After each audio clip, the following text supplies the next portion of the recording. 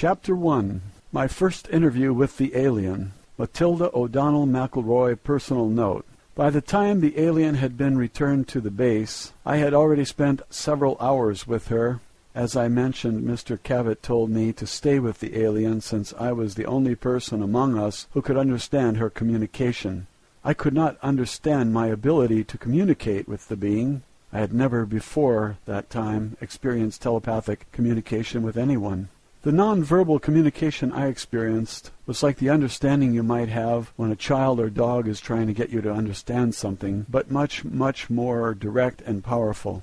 Even though there were no words spoken or signs made, the intention of the thoughts were unmistakable to me. I realized later that although I received the thought, I did not necessarily interpret its meaning exactly. I think that the alien being was not willing to discuss technical matters due to the nature of her position as an officer and pilot with the duty to maintain the security and confidentiality required by her own unit or organization. Any soldier who is captured by the enemy in the line of duty has a responsibility to withhold vital information, even in the face of interrogation or torture, of course. But in spite of that, I have always felt that the alien being was not really trying to hide anything from me. I just never got that feeling. Her communication always seemed honest and sincere to me, but I suppose you can never know for sure. I definitely feel that I shared a unique bond with the alien. It was a kind of trust or empathy that you have with a patient or a child. I think it was because the alien could understand that I was really interested in her and had no harmful intention. Nor would I allow any harm to come to her if I could prevent it. This was true too. I refer to the alien as her. Actually, the being was not sexual in any way, either physiologically or psychologically. She did have a rather strong feminine presence and demeanor. However, in terms of psychology, the being was asexual and had no internal or external reproductive organs. Her body was more like the body of a doll or robot. There were no internal organs as the body was not constructed of biological cells. It did have a kind of circuit system or electrical nervous system that ran throughout the body, but I could not understand how it worked. In stature and appearance, the body was quite short and petite, about 40 inches tall. The head was disproportionately large relative to arms, legs, and torso, which were thin. There were 3 fingers on each of 2 hands and feet, which were somewhat prehensile. The head had no operational nose or mouth or ears. I understand that a space officer does not need these, as space has no atmosphere to conduct sound. Therefore, sound-related sensory organs are not built into the body, nor does the body need to consume food, hence the absence of a mouth. The eyes were quite large. I was never able to determine the exact degree of visual acuity of which the eyes were capable, but I observed that her sense of sight must have been extremely acute. I think the lens of the eyes, which were very dark and opaque, may have also been able to detect waves or particles beyond the visual spectrum of light. I suspect that this may have included the full range of the electromagnetic spectrum, or more, but I don't know this for sure. When the being looked at me, her gaze seemed to penetrate right through me, as though she had X-ray vision. I found this a little embarrassing at first, until I realized she had no sexual intentions. In fact, I don't even think she ever even had the thought that I was male or female. It became very obvious after a short time with the being that her body did not require oxygen, food, or water, or any other external source of nutrition or energy. As I learned later, this being supplied her own energy, which animated and operated the body. It seemed a little bit eerie at first, but I got used to the idea. It's really a very simple body. There's not much to it compared to our own bodies. Errol explained to me that it was not mechanical, like a robot, nor was it biological. It is animated directly by her as a spiritual being. Technically, from a medical standpoint, I would not say that Errol's body could not be called alive. Her dull body is not a biological life form, with cells and so forth. It had a smooth skin or covering which was gray in color. The body was highly tolerant to changes in temperature, atmospheric conditions, and pressure. The limbs were quite frail, without musculature. In space there is no gravity, so very little muscle strength is needed. The body was used almost entirely on a spacecraft or in low or no gravity environments. Since Earth has a heavy gravity, the body was not able to walk around very well, as the legs were not really suited to that purpose. The feet and hands were quite flexible and agile, however. Overnight before my first interview with the alien, the area had been transformed into a buzzing hive of activity. There were a dozen men working on setting up lights and camera equipment. A motion picture camera and microphone and tape recorder was there, also set up in the interview room. I don't know why a microphone was needed, since there were no verbal communications possible with the alien. There was also a stenographer and several people busy typing on typewriters. I was informed that an expert foreign language interpreter and a code-breaking team had been flown to the base during the night to assist with my efforts to communicate with the alien.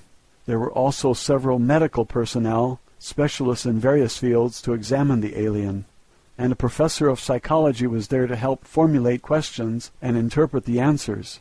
As I was just a nurse, I was not considered to be a qualified interpreter, even though I was the only one there who could understand anything the alien was thinking. There were many subsequent conversations between us.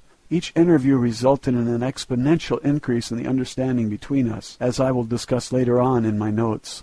This is the first transcript with the answers to a list of questions provided to me by the intelligence officer at the base, which I debriefed to the stenographer immediately following the interview.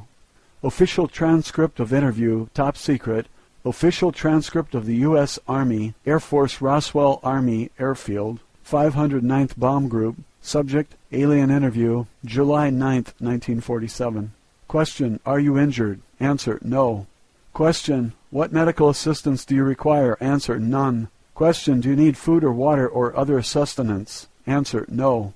Question, do you have any special environmental needs such as air temperature, atmospheric chemical content, air pressure, or waste elimination? Answer, no, I am not a biological being. Question, does your body or spacecraft carry any germs or contamination that might be harmful to humans or other Earth life forms? Answer, no germs in space. Question, does your government know you are here? Answer, not at this time. Question, are others of your kind going to come looking for you? Answer, yes. Question, what is the weapons capability of your people? Answer, very destructive. I did not understand the exact nature of the kind of arms or weapons that they might have, but I did not feel that there was any malevolent intention in her reply, just a statement of fact.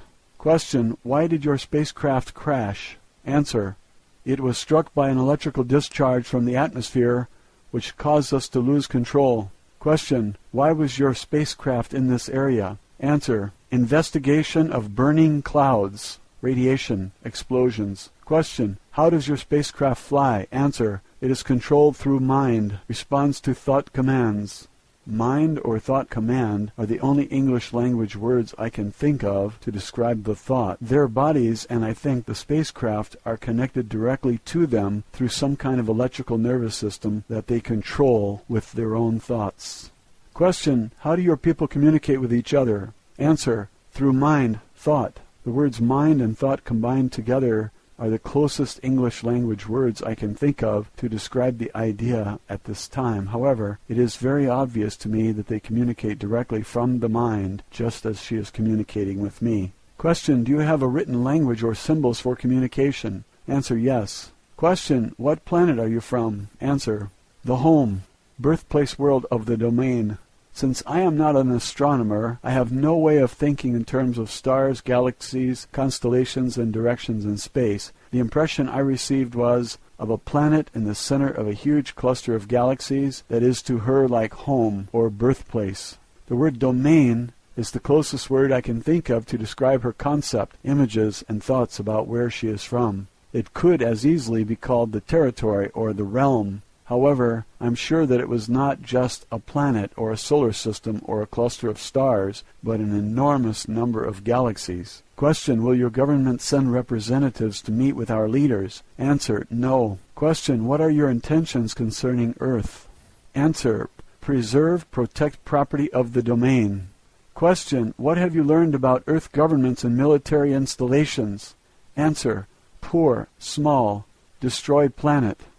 Question, why haven't your people made your existence known to the people of Earth?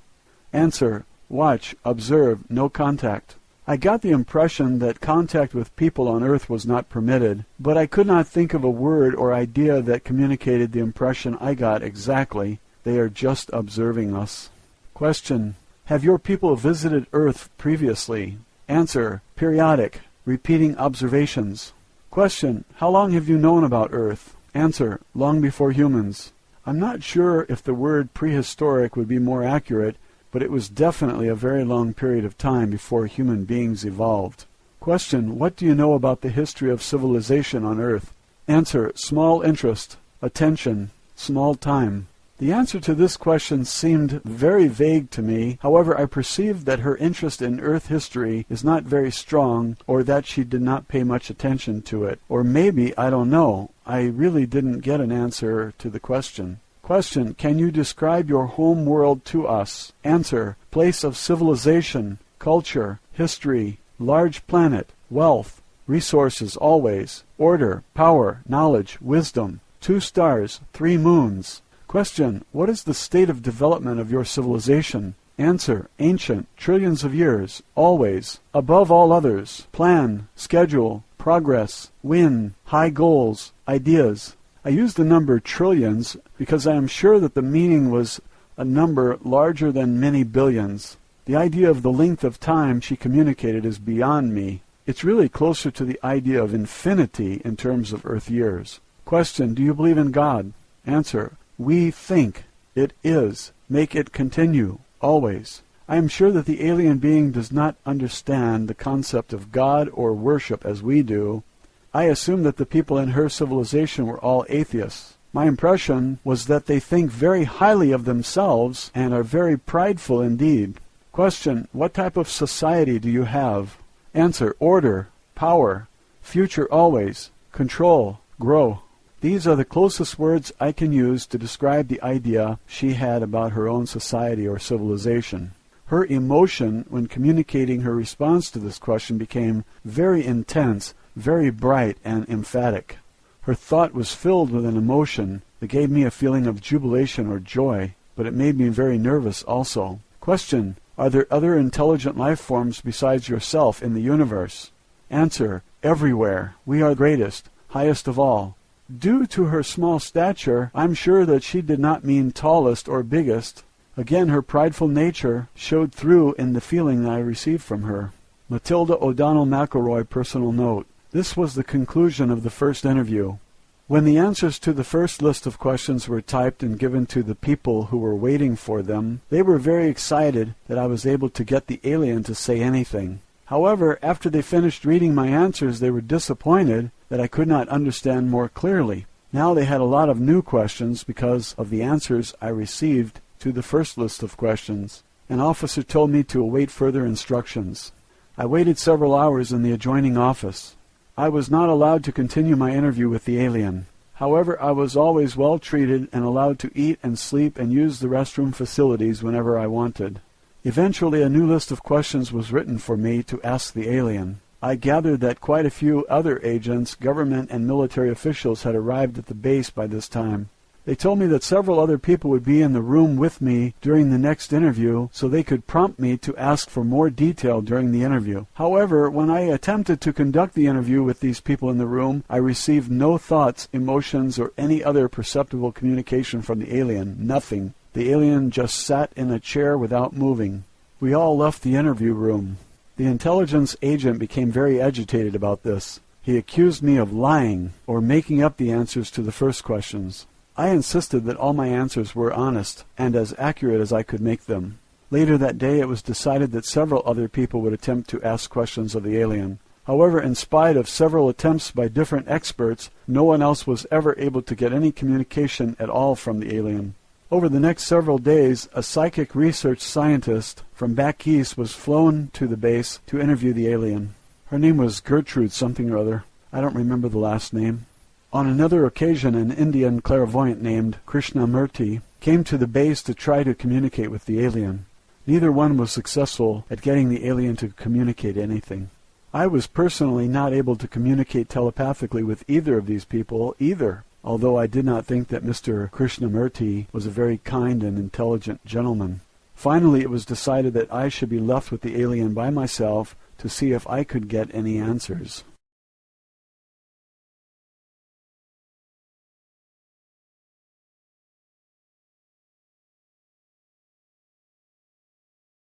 Chapter 2, my second interview. In the next interview, I was told to ask the alien only one question.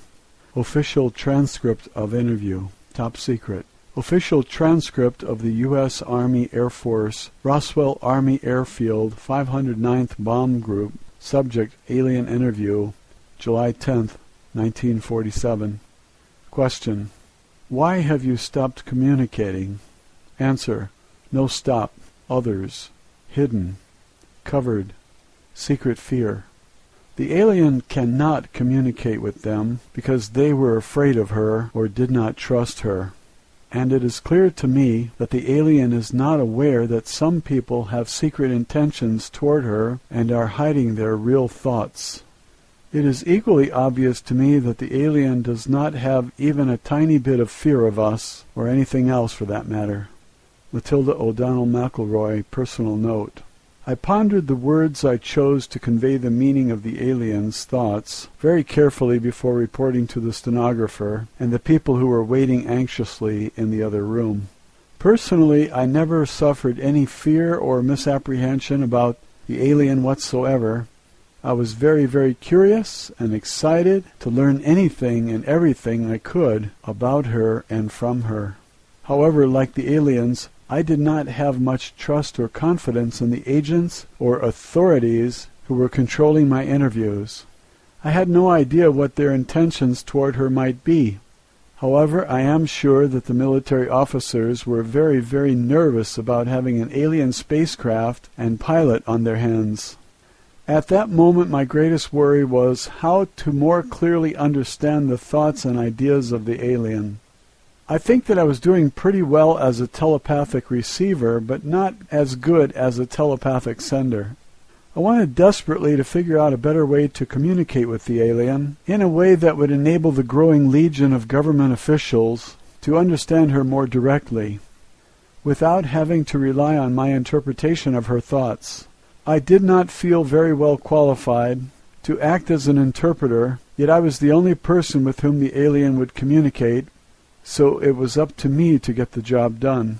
I was also becoming acutely aware that this was probably the biggest news event in the history of the Earth, and that I should be proud to have had any part in it.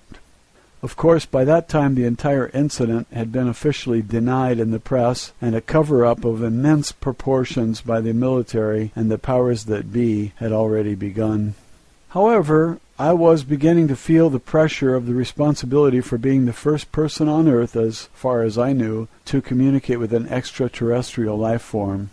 I think I know how Columbus must have felt when he discovered a new world the size of a continent on one small planet, but I was able to discover an entirely new unexplored universe. While I waited for my next instructions from my superiors, I went to my quarters under escort of several heavily armed MPs. Several other men dressed in black suits and ties accompanied me also. They were still there when I got up in the morning. After breakfast, which was brought to me in my own quarters, they escorted me back to the office at the base that was used for the interview.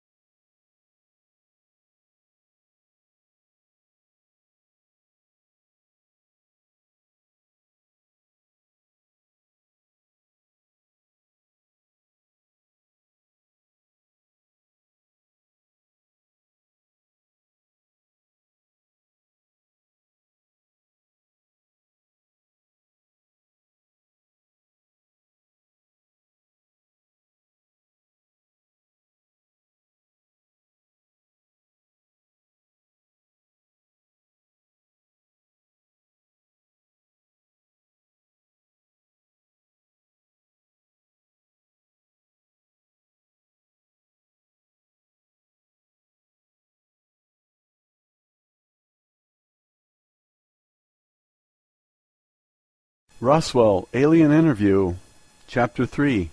My third interview, Matilda O'Donnell McElroy, personal note.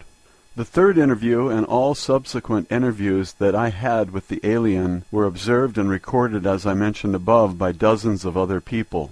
Although they were not physically present, a special room had been constructed with a window of one-way glass through which the interview could be observed from an adjoining room without intruding on the alien. The alien had been moved into a newly constructed room and was seated in an ordinary overstuffed living room chair covered with a flowery fabric. I'm sure that someone had been sent into town to buy a chair from the nearest available furniture store. The alien's body was about the same size as a very thin 5-year-old child, so she was dwarfed by the chair. Since her body was not biological, it didn't need any food, air, or heat, and apparently she didn't sleep either. There were no eyelids or eyebrows above her eyes, so the eyes didn't close. I don't think anyone could tell whether she was sleeping or awake as long as she was sitting upright in the chair. Unless she moved her body or gestured with her hand, it would be hard to tell whether she was even alive or not unless you could perceive her thoughts. Eventually, I learned that the alien was not identified by her body, but by her personality, so to speak. She was known by her fellow aliens as Errol. This is the closest word I can use to describe the name using the English alphabet. I sensed that she preferred the feminine gender. I think we shared a natural female empathy and nurturing attitude toward life and each other. I am sure she did not feel comfortable with the combative, aggressive, domineering attitude of the male officers and agents, each of whom was more concerned with their own personal self-importance and power than with discovering the secrets of the universe. When I entered the room, she was very pleased to see me. I felt a very genuine sense of recognition, relief, and a warm feeling from her. It was like the eager excitement and unconditional platonic affection one feels from a dog or a child, yet with a calm and reserved control. I must say that I was surprised that I felt the same sort of affection for the alien being, especially since we had spent so little time with each other. I was pleased that I was able to continue my interviews with her in spite of all the attention it was getting from the stream of government and military people arriving at the base. It was very obvious that the people who wrote the next series of questions for me wanted to learn how to communicate with the alien themselves without having to go through me. Here are the answers to the new list of questions. Official transcript of interview, top secret. Official transcript of the U.S. Army Air Force Roswell Army Airfield 509th Bomb Group. Subject, alien interview, July 11th, 1947. Question, can you read or write any Earth languages? Answer, no. Question, do you understand numbers or mathematics? Answer, yes, I'm an officer, pilot, engineer. Question, can you write or draw symbols or pictures that we may be able to translate into our own language? Answer, uncertain. Question, are there any other signs or means of communication you can use to help us understand your thoughts more clearly? Answer, no. Matilda O'Donnell McElroy, personal note. I was very sure that this was not true, but I understand clearly that Errol was not willing to communicate in writing or drawing or sign language. My feeling was that she was following orders like any soldier who had been captured, not to reveal any information that might be useful to an enemy, even under torture. She was only able and willing to reveal non-confidential or personal information or name, rank, and serial number. Official transcript of interview, top secret. Official transcript of the U.S. Army Air Force Roswell Army Airfield 509th Bomb Group.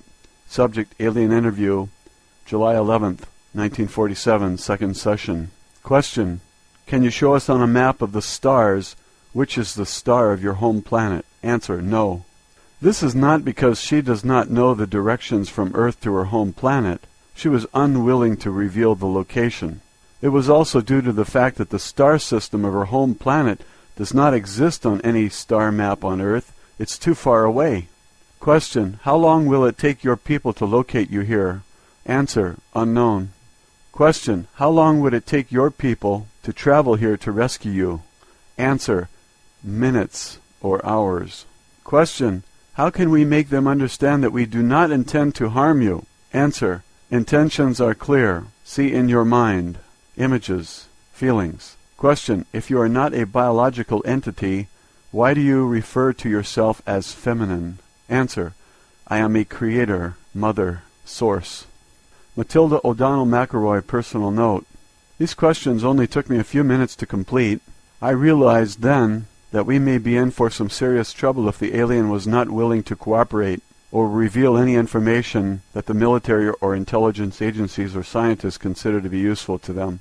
I was also sure that the alien was very certain of the actual intentions of the people who wrote these questions, as she could read their minds just as easily as she could read my thoughts and communicate with me telepathically.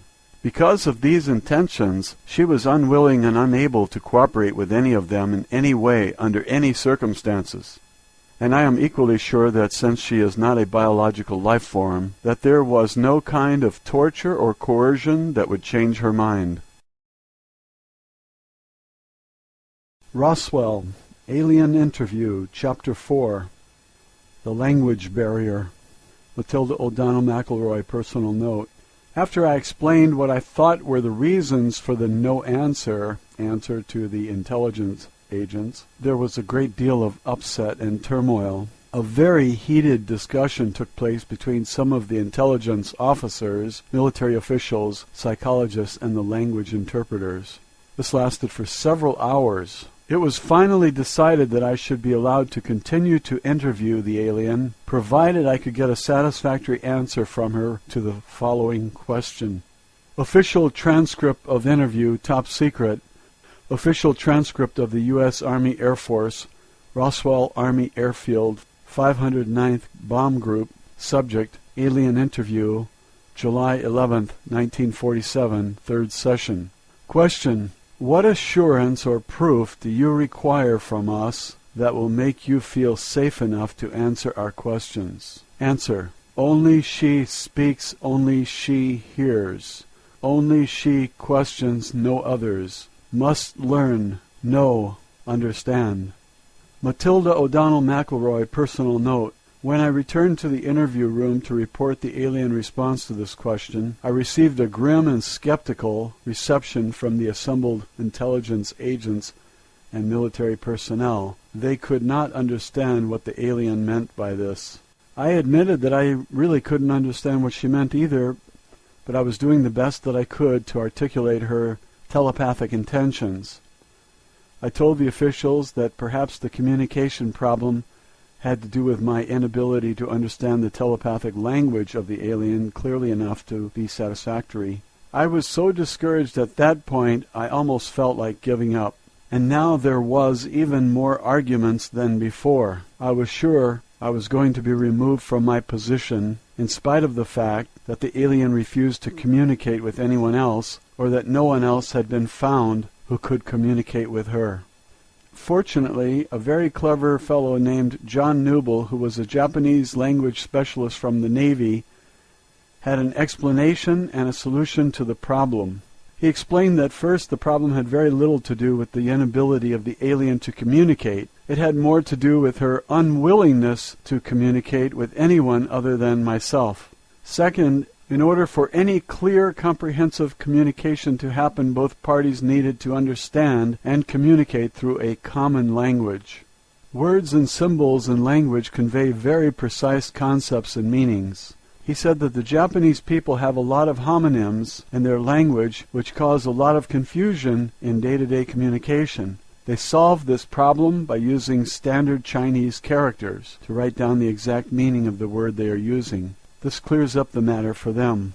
Without a defined nomenclature, communication was not possible beyond the rudimentary understanding between men and dogs or between two small children. The lack of a common vocabulary of clearly defined words that all parties can use fluently was the limiting factor in communication between all people, groups, or nations. Therefore, he suggested that there were only two choices. I had to learn to speak the language of the alien, or the alien had to learn to speak English. Factually, only one choice was possible, that I persuade Errol to learn English, and that I teach it to her with the guidance of the language specialist. No one had any objection to trying this approach, as there were no other suggestions. The language specialists suggested that I take several children's books and a basic reading primer and grammar text with me into the interview room. The plan was that I would sit next to the alien and read aloud to her from the books, while pointing to the text I was reading with my finger so that she could follow along. The theory was that the alien could eventually be taught to read just as a child is taught to read, by word and sound association with the written word, as well as instruction in fundamental grammar. They also assumed, I think, that if the alien was intelligent enough to communicate with me telepathically and fly a spacecraft across the galaxy, that she could probably learn to speak a language as quickly as a 5-year-old or faster. I returned to the interview room and proposed this idea to Errol. She did not object to learning the language, although she did not make any commitment to answer questions either. No one else had a better idea, so we went ahead.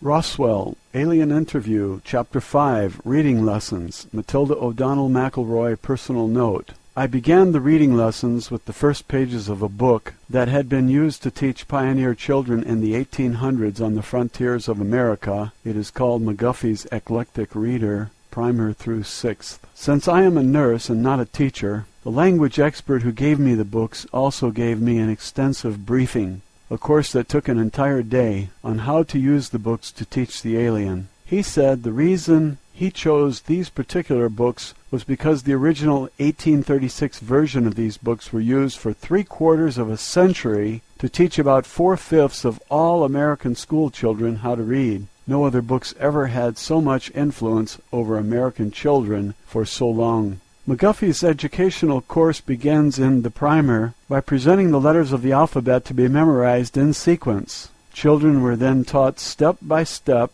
to use the building blocks of the language to form and pronounce words using the phonics method, which involves teaching children to connect sounds with letters. Each lesson begins with a study of the words used in the reading exercise and with markings to show the correct pronunciation for each word. I discovered that the stories in the first and second readers picture children in their relationship with family members, teachers, friends, and animals. The third, fourth, fifth, and sixth readers expanded on those ideas. One of the stories I remember was The Widow and the Merchant. It's kind of a morality tale about a merchant who befriends a widow in need. Later, when the widow proves herself to be honest, the merchant gives her a nice gift. The books do not necessarily teach you to believe that charity is expected only of wealthy, though. We all know that generosity is a virtue that should be practiced by everyone. All of the stories were very wholesome, and they gave very good explanations to illustrate virtues like honesty, charity, thrift, hard work, courage, patriotism, reverence for God, and respect for parents. Personally, I would recommend this book to anyone. I also discovered that the vocabulary used in the book was very advanced compared to the relatively limited number of words people use commonly in our modern age. I think that we have lost a lot of our own language since our founding fathers wrote the Declaration of Independence over 200 years ago. As instructed, I sat next to Errol in the interview room, reading aloud to her from each successive book in the series of the McGuffey Readers.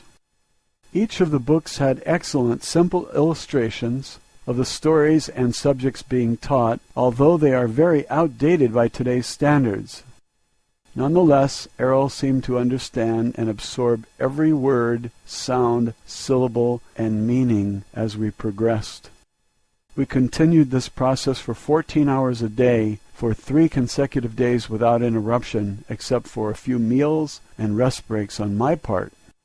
Errol did not take breaks for anything. She did not sleep. Instead, she remained sitting in the overstuffed chair in the interview room, reviewing the lessons we had already covered. When I returned each morning to begin where we'd left off, she had already memorized the previous lessons and was well into the next pages. This pattern continued to accelerate until it became pointless for me to continue reading to her. Although Errol did not have a mouth to speak with, she was now able to think at me in English. At the end of these lessons, Errol was able to read and study by herself. I showed her how to use a dictionary to look up new words she encountered. Errol consulted the dictionary continually after that. From then on, my job was acting as a courier for her, requesting that reference books be brought to her in a steady stream. Next, Mr. Newble brought in a set of the Encyclopedia Britannica.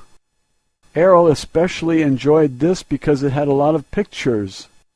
After that, she requested many more picture books and reference books with photographs and drawings, because it was much easier to understand the meaning if she could see a picture of the thing she was studying. Over the next 6 days, books were brought in from libraries all over the country, I presume, because it wasn't more than a few more days before she had read through several hundred of them. She studied every subject I could imagine, and many other very technical things I never wanted to know anything about, like astronomy, metallurgy, engineering, mathematics, various technical manuals, and so forth. Later she began to read fiction books, novels, poetry, and the classics of literature. Errol also asked to read a great many books on the subjects in the humanities, especially history. I think she must have read at least 50 books about human history and archaeology. Of course, I made sure that she received a copy of the Holy Bible also, which she read from cover to cover without comment or questions. Although I continued to stay with Errol for 12 to 14 hours each day, most of that time during the following week had been spent without much communication between us, except for an occasional question she asked me. The questions were usually meant to give her a sense of context or to clarify something in the books she was reading. Oddly, Errol told me that her favorite books were Alice's Adventures in Wonderland, Don Quixote's de la Mancha, and 1001 Nights. She said the authors of these stories showed that it is more important to have a great spirit and imagination than great skill or power. I could not answer a lot of her questions, so I consulted with people in the outer rooms for answers.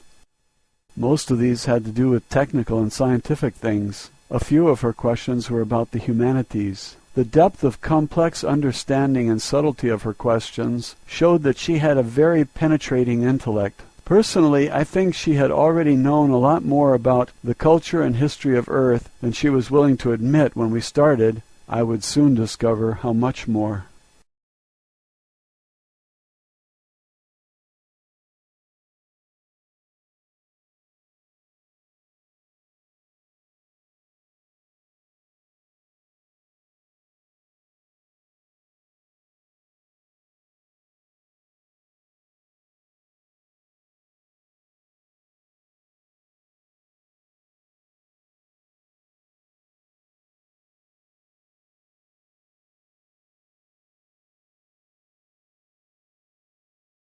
Roswell, Alien Interview, Chapter 9, A Timeline of Events. Matilda O'Donnell McElroy, Personal Note. For this interview I took written notes because Errol gave me a lot of dates and names that I couldn't possibly remember without writing them down.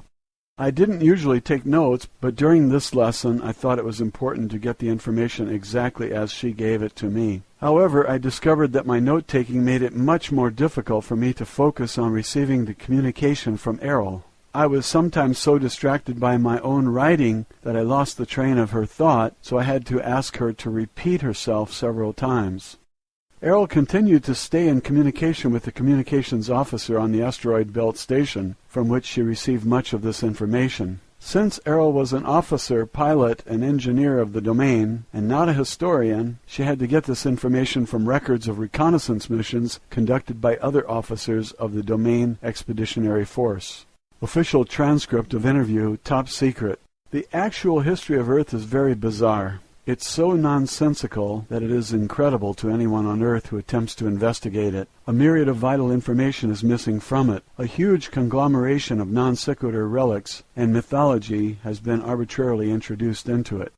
The volatile nature of the Earth itself cyclically covers, drowns, mixes, and shreds physical evidence. These factors, combined with amnesia, post-hypnotic suggestions, false facades, and cover manipulation, make a reconstruction of the factual origins and history of Earth civilizations virtually indecipherable. Any investigator, no matter how brilliant, is doomed to wallow in a quagmire of inconclusive assumptions, unworkable hypotheses, and perpetual mystery. Since the domain does not suffer these afflictions, having the advantage of memory, longevity, and an exterior point of view, I will add some clarification to your fragmentary knowledge of the history of Earth. These are some of the dates and events that are not mentioned in Earth history textbooks. These dates are significant because they provide some information concerning the influences of the old empire and of the domain on Earth. Although I have attended several briefings by our mission control personnel on the general background of the Earth within the past few hundred years, I will rely principally on data gathered from records captured after our invasion of the old empire planetary headquarters. Since that time, the Domain Expeditionary Force has tracked the general progress of events on Earth. As I mentioned, in some cases the domain has chosen to intervene in certain affairs on Earth in order to ensure the success of our long-term expansion plans. Although the domain has no interest in Earth per se, or the population of Isbys on this planet, it does serve our interests to ensure that the resources of Earth are not destroyed or spoiled. To that end, certain officers of the domain have been sent to Earth on reconnaissance missions from time to time to gather information. However, the following dates and events have been extrapolated from the accumulated information in the data files of the domain, at least those that are accessible to me through the Space Station Communications Center. 208,000 BCE. The establishment of the old empire, whose headquarters were located near one of the tail stars of the Ursa Major Big Dipper constellation of this galaxy.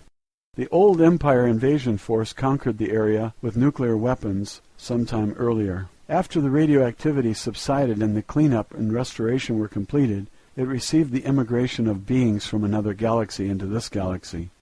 Those beings set up a society that kept going until about 10,000 years ago, when it was superseded by the domain. Very recently, Earth civilization has come to resemble aspects of that civilization, now that it has fallen out of its immediate control. In particular, the appearance and technology of transportation, such as planes, trains, ships, fire engines, and automobiles, as well as what you consider to be modern or futuristic architecture, which emulate the design of buildings in the major cities of the old empire. Before 75,000 BCE, the domain records contain very little information about the civilizations on the continental landmasses of Atlanta and Lemur, except to note that they did coexist on Earth at more or less the same time. Apparently both civilizations were founded by remnants of electronic space opera cultures who fled from their native planetary systems to escape political or religious persecution. The domain knows that a long-standing edict of the old empire prohibits unauthorized colonization of planets. Therefore, it is possible that their destruction was caused by police or military forces who pursued the colonists as criminals and destroyed them. Although this seems a likely supposition, no conclusive evidence exists that explains the complete destruction and disappearance of two entire electronic civilizations. Another possibility is that a massive submarine volcanic eruption in the region of Lake Toba in Sumatra and Mount Krakatoa in Java caused the destruction of Lemur. The floodwaters caused by the eruption overwhelmed all the land masses, including the highest mountains. Survivors of the destruction of the civilization, the Lemurians, are the earliest ancestors of the Chinese. Australia and the ocean areas to the north were the center of the Lemurian civilization and are the source of the Oriental races. Both civilizations possessed electronics, flight, and similar technologies of space opera cultures. Apparently, the volcanic eruption expelled such a significant mass of molten rock that the resulting vacuum beneath the crust of Earth caused great areas of the land masses to sink below the oceans.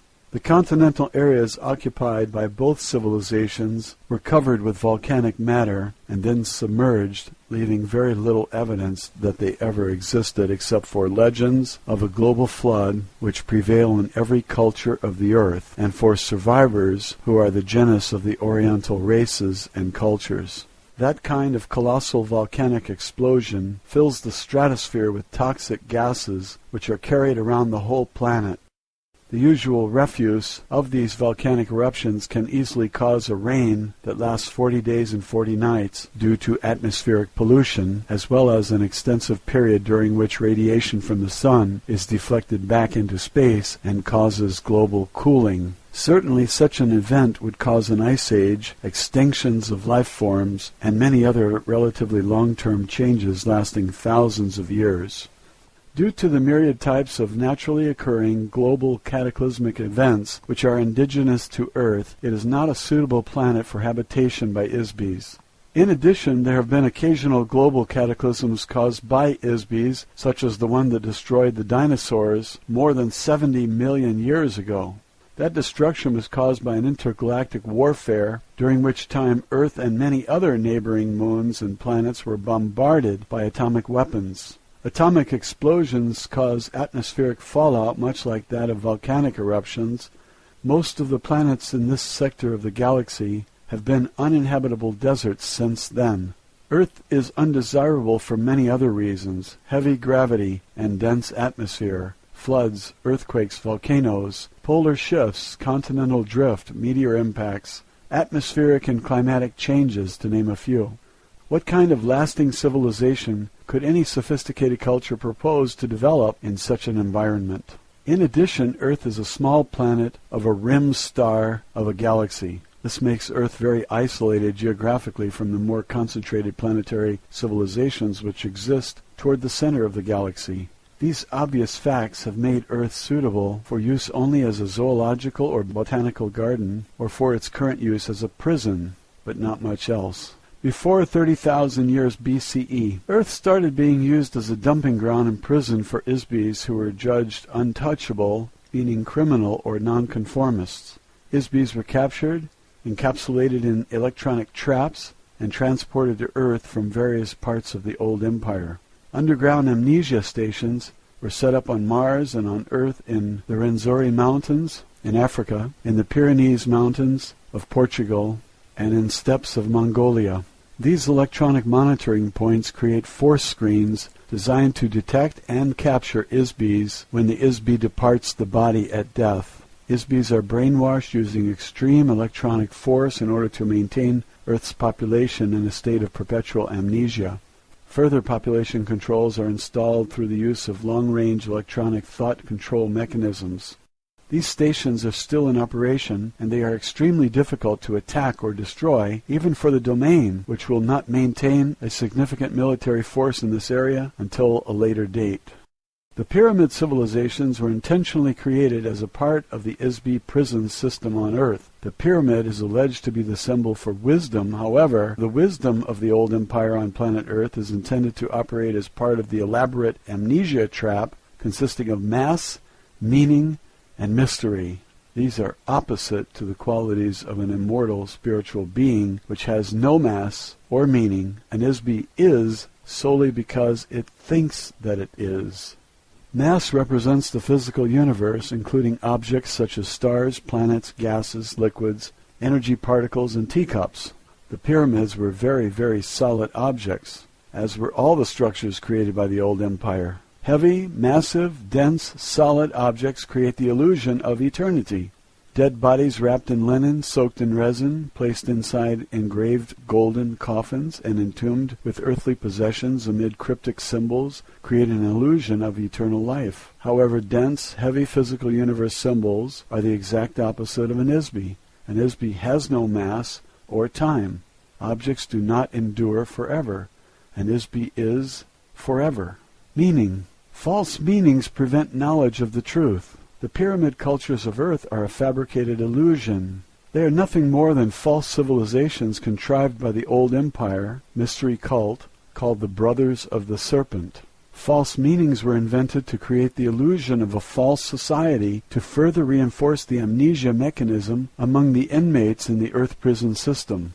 Mystery is built of lies and half-truths. Lies cause persistence because they alter facts which are comprised of exact dates, places, and events. When truth is known, a lie no longer persists. If the exact truth is revealed, it is no longer a mystery. All of the pyramid civilizations of Earth were carefully contrived of layer upon layer of lies skillfully combined with a few truths. The priest cult of the old empire combined sophisticated mathematics and space opera technology with their theatrical metaphors and symbolism. All of these are complete fabrications of truth baited with the allure of aesthetics and mystery.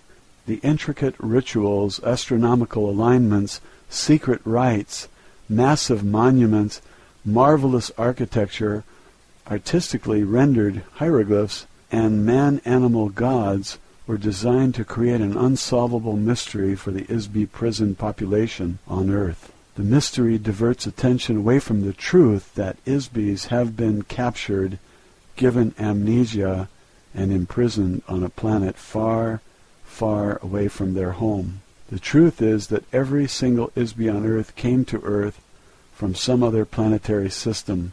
Not one person on Earth is a native inhabitant. Human beings did not evolve on Earth. In the past, Egyptian society was run by the prison administrators or priests, who in turn manipulated a pharaoh, controlled the treasury, and kept the inmate population enslaved physically and spiritually.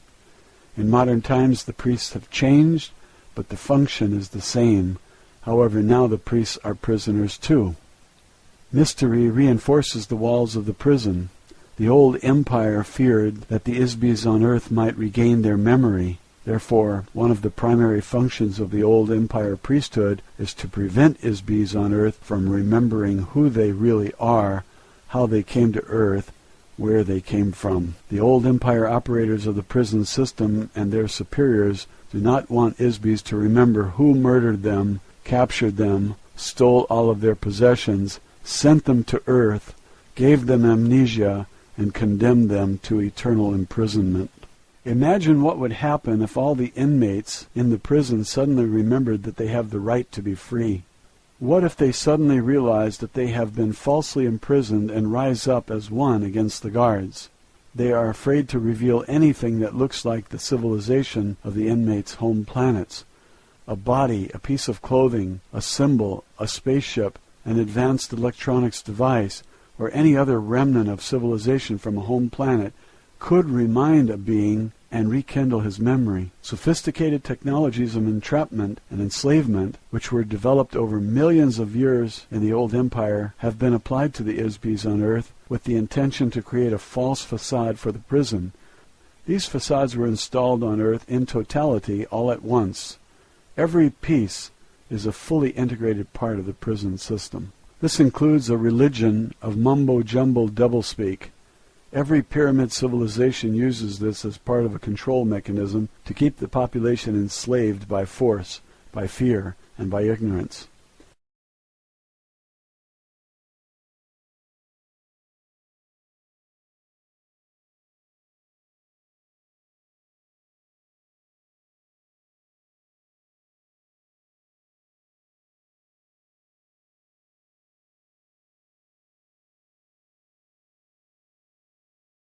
Roswell, Alien Interview, Chapter 7, A Lesson in Ancient History. Matilda O'Donnell McElroy, Personal Note. My instruction with Errol continued through the night until dawn of the next morning. I must say that I was fascinated, skeptical, shocked, alarmed, dismayed, and disgruntled by the lesson I was getting from Errol. I could never have imagined any of what she was telling me, not even in my wildest dreams and nightmares. The next afternoon, after I had slept, showered, and eaten, I was debriefed about my interview session the previous evening by members of the gallery who recorded my account of what Errol told me. There was a stenographer present for this session as usual, to whom I debriefed after each interview, and there were also 6 or 7 men who asked for clarification of my statements.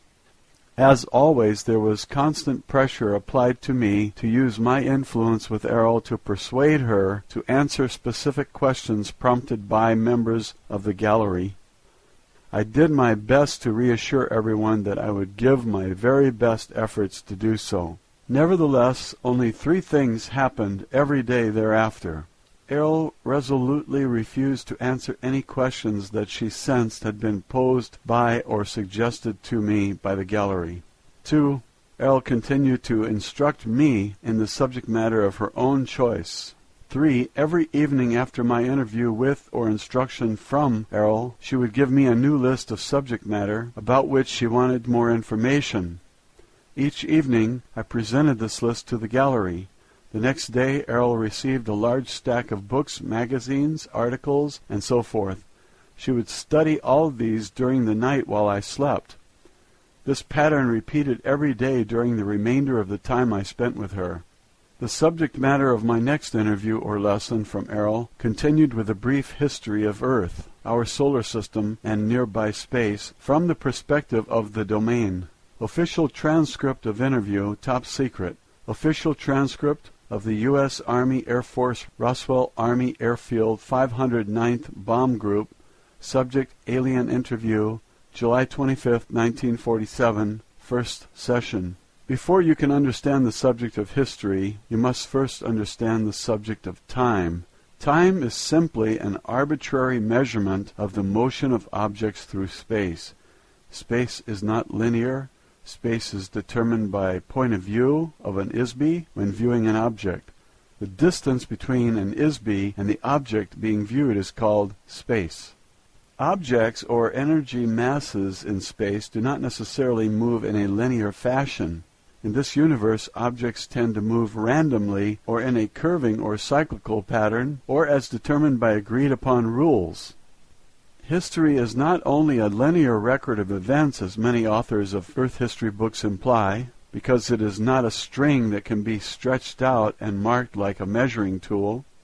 History is a subjective observation of the movement of objects through space, recorded from the point of view of a survivor rather than those who succumbed. Events occur interactively and concurrently, just as the biological body has a heart that pumps blood while the lungs provide oxygen to the cells, which reproduce using energy from the sun and chemicals from plants at the same time as the liver strains toxic wastes from the blood and eliminates them through the bladder and the bowels. All of these interactions are concurrent and simultaneous. Although time runs consecutively, events do not happen in an independent linear stream.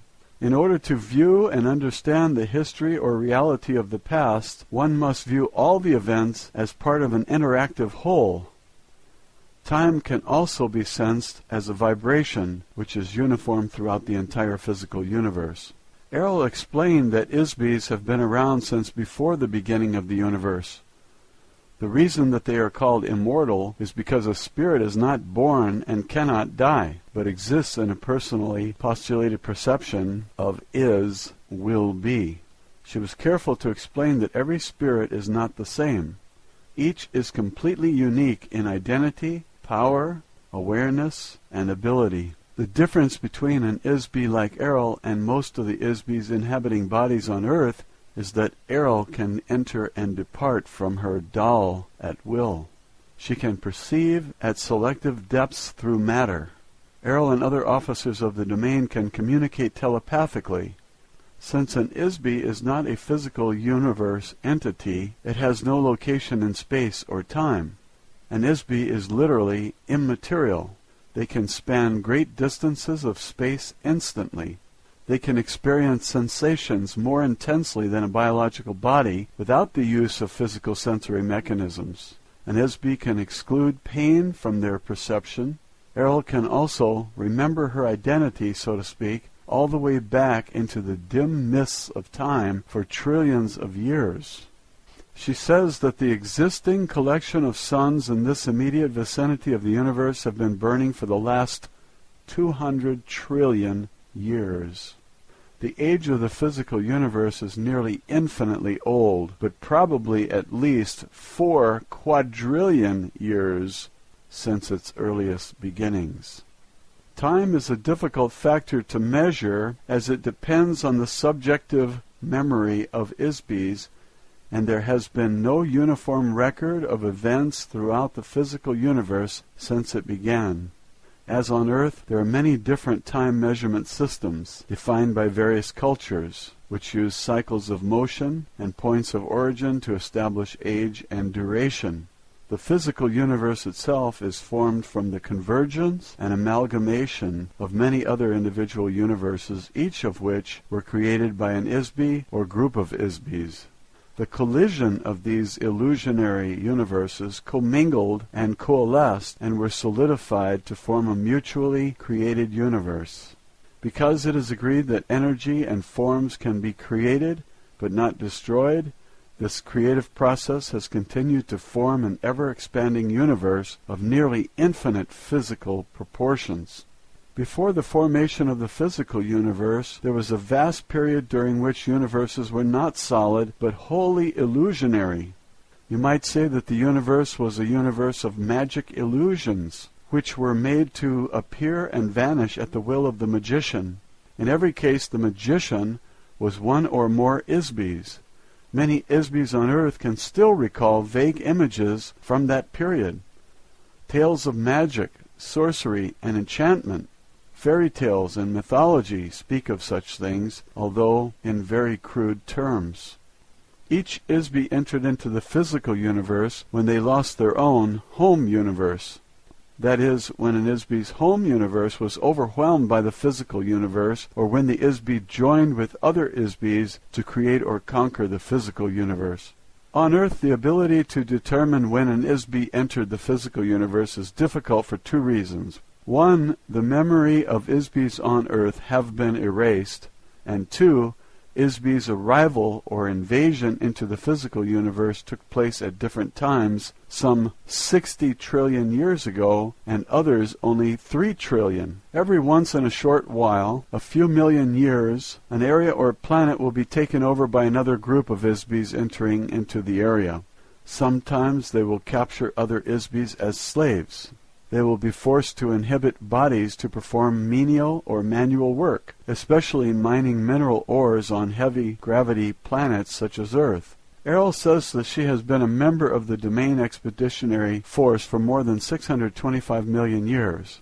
When she became a pilot for a biological survey mission, which included occasional visits to Earth.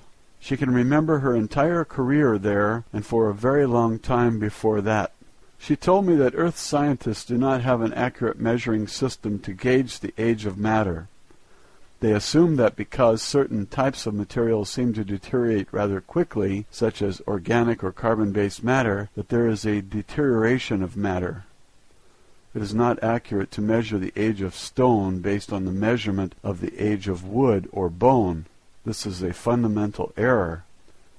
Factually, matter does not deteriorate. It cannot be destroyed. Matter can only be altered in form, but it is never truly destroyed. The Domain has conducted a periodic survey of the galaxies in this sector of the universe since it developed space travel technologies about 80 trillion years ago. A review of changes in the complexion of Earth revealed that mountain ranges rise and fall, continents change location, the poles of the planet shift, ice caps come and go, oceans appear and disappear, rivers, valleys, and canyons change. In all cases the matter is the same. It is always the same sand. Every form and substance is made of the same basic materials which never deteriorates. Matilda O'Donnell McElroy, personal note. I cannot even begin to imagine how advanced the civilization may have become technically and mentally after trillions of years. Just think of how advanced our own country has become compared to only 150 years ago. Only a few generations ago, transportation was on foot, horseback, or boat. Reading was done by candlelight, heating and cooking were done over a fireplace, and there wasn't any indoor plumbing. Official transcript of interview. Errol described the abilities of an Isby officer of the Domain to me, and she demonstrated one to me when she contacted telepathically a communications officer of the Domain who was stationed in the asteroid belt. The asteroid belt is composed of thousands of broken-up pieces of a planet that once existed between Mars and Jupiter. It serves as a good low-gravity jumping-off point for incoming spacecraft traveling toward the center of our galaxy. She requested that this officer consult information stored in the files of the Domain concerning the history of Earth. She asked the communications officer to feed this information to Errol. The communications officer immediately complied with the request. Based on the information stored in the files of the domain, Errol was able to give me a brief overview of our history lesson. This is what Errol told me that the domain had observed about the history of Earth. She told me that the Domain Expeditionary Force first entered into the Milky Way galaxy very recently, only about 10,000 years ago. Their first action was to conquer the home planets of the Old Empire. This is not the official name, but a nickname given to the conquered civilization by the Domain forces, that served as the seat of central government for this galaxy and other adjoining regions of space. These planets are located in the stars systems in the tail of the Big Dipper constellation. She did not mention which stars exactly. About 1,500 years later, the Domain began the installation bases for their own forces along the path of invasion which leads towards the center of the galaxy and beyond. About 8,200 years ago, the Domain forces set up a base on Earth in the Himalaya Mountains near the border of modern Pakistan and Afghanistan. This was a base for the battalion of the Domain Expeditionary Force, which included about 3,000 members. They set up a base under or inside the top of the mountain. The mountain top was drilled into and made hollow to create an area large enough to house the ships and personnel of that force. An electronic illusion of the mountain top was created to hide the base by projecting a false image from inside the mountain against a force screen. The ships could then enter and exit through the force screen, yet remain unseen by Homo sapiens. Shortly after they settled there, the base was surprised by an attack from a remnant of the military forces of the Old Empire. Unbeknownst to the Domain, a hidden underground base on Mars, operated by the Old Empire, had existed for a very long time. The Domain base was wiped out by a military attack from the Mars base, and the ISBs of the Domain Expeditionary Force were captured. You can imagine that the Domain was very upset about losing such a large force of officers and crew, so they sent other crews to Earth to look for them. Those crews were also attacked. The captured ISBs from the Domain forces were handled in the same fashion as all other ISBs who have been sent to Earth. They were each given amnesia, had their memories replaced with false pictures and hypnotic commands, and sent to Earth to inhabit biological bodies. They are still a part of the human population today. After a very persistent and extensive investigation into the loss of their crews, the Domain discovered that Old World Empire has been operating a very extensive and very carefully hidden base of operations in this part of the galaxy for millions of years. No one knows exactly how long. Eventually the spacecraft of the Old Empire forces and the Domain engaged each other in open combat in the space of the solar system. According to Errol, there was a running battle between the Old Empire forces and the Domain until about 1235 AD, when the Domain forces finally destroyed the last of the spacecraft of the Old Empire force in this area. The Domain Expeditionary Force lost many of its own ships in this area during that time also. About 1,000 years later, the Old Empire base was discovered by accident in the spring of 1914 AD. Roswell, Alien Interview, Chapter 8, A Lesson in Recent History. Matilda O'Donnell McElroy, personal note. This interview taught me a history lesson I will never read in any textbook written on Earth. The Domain has a much different view of events than we do. Official transcript of interview, top secret. Official transcript of the U.S. Army Air Force, Roswell Army Airfield, 509th Bomb Group. Subject, Alien Interview, July 26, 1947, first session. The Domain Expeditionary Force has observed the resurgence in science and culture of the Western world since 1150 AD, when the remaining remnants of the space fleet of the Old Empire in this solar system were destroyed. The influence of the remote control hypnosis operation diminished slightly after that time, but still remains largely in force. Apparently a small amount of damage was done to the Old World remote mind control operation, which resulted in a small decrease in the power of this mechanism.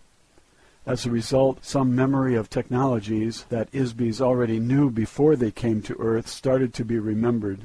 Thereafter, the oppression of knowledge that is called the Dark Ages in Europe began to diminish after that time. Since then, the knowledge of the basic laws of physics and electricity have revolutionized Earth culture virtually overnight. The ability to remember technology by many of the geniuses in the ISB population of Earth was partially restored, when not so actively suppressed as it was before 1150 AD. Sir Isaac Newton is one of the best examples of this. In only a few decades, he single-handedly reinvented several major and fundamental scientific and mathematic principles. The men who remembered these sciences already knew them before they were sent to Earth. Ordinarily, no one would ever observe or discover as much about science and mathematics in a single lifetime or even a few hundred lifetimes. These subjects have taken civilians billions and billions of years to create. ISBs on Earth have only just begun to remember small fragments of all the technologies that exist throughout the universe. Theoretically, if the amnesia mechanisms being used against Earth could be broken entirely, ISBs would regain all their memory. Unfortunately, similar advances have not been seen in the humanities, as the ISBs of Earth continue to behave very badly toward each other. This behavior, however, is heavily influenced by the hypnotic commands given to each ISB between lifetimes, and the very unusual combination of inmates on Earth, criminals, perverts, artists, revolutionaries, and geniuses, is the cause of a very restive and tumultuous environment. The purpose of the prison planet is to keep ISBs on Earth forever. Promoting ignorance, superstition, and war between ISBs helps keep the prison population crippled and trapped behind the wall of electronic force screens. ISBs have been dumped on Earth from all over the galaxy, adjoining galaxies, and from planetary systems all over the old empire, like Sirius, Aldebaran, the Pleiades, Orion, Draconis, and countless others. There are ISBs on Earth from unnamed races, civilizations, cultural backgrounds, and planetary environments. Each of the various ISB populations have their own language, belief systems, moral values, religious beliefs, training, and unknown and untold histories. These ISBs are mixed together with earlier inhabitants of Earth who came from another star system more than 400,000 years ago to establish the civilizations of Atlantis and Lemuria. Those civilizations vanished beneath the tidal waves caused by a planetary polar shift many thousands of years ago, before the current prison population started to arrive. Apparently, the ISBs from those star systems were the source of the original Oriental races of Earth, beginning in Australia. On the other hand, the civilizations set up on Earth by the old empire prison system were very different from the civilization of the old empire itself, which is an electronic space opera, atomic-powered conglomeration of earlier civilizations that were conquered with nuclear weapons and colonized by ISBs from another galaxy. The bureaucracy that controlled the former old empire was from an ancient space opera society run by a totalitarian confederation of planetary governments, regulated by a brutal social, economic, and political hierarchy, with a royal monarch as its figurehead. This type of government emerges with regularity on planets where the citizens abandon personal responsibility for autonomous self-regulation. They frequently lose their freedom to demented ISBs who suffer from an overwhelming paranoia that every other ISB is their enemy who must be controlled or destroyed. Their closest friends and allies, whom they espouse to love and cherish, are literally loved to death by them. Because such ISBs exist, the domain has learned that freedom must be won and maintained through eternal vigilance and the ability to use defensive force to maintain it. As a result, the domain has already conquered the governing planet of the old empire. The civilization of the domain, although considerably younger and smaller in size, is already more powerful, better organized, and united by an egalitarian esprit de corps never known in the history of the old empire. The recently despoiled German totalitarian state on Earth was similar to the old empire, but not nearly as brutal, and about 10,000 times less powerful. Many of the ISBs on Earth are here because they are violently opposed to the totalitarian government, or because they were so psychotically vicious that they could not be controlled by the old empire government. Consequently, the population of Earth is disproportionately comprised of a very high percentage of such beings. The conflicting cultural and ethical moral codes of the ISBs on Earth is unusual in the extreme. The domain conquest of the central old empire planets was fought with electronic cannon. The citizens of the planet forming the core of government for the old empire are a filthy, degraded, slave society of mindless, tax-paying workers who practice cannibalism.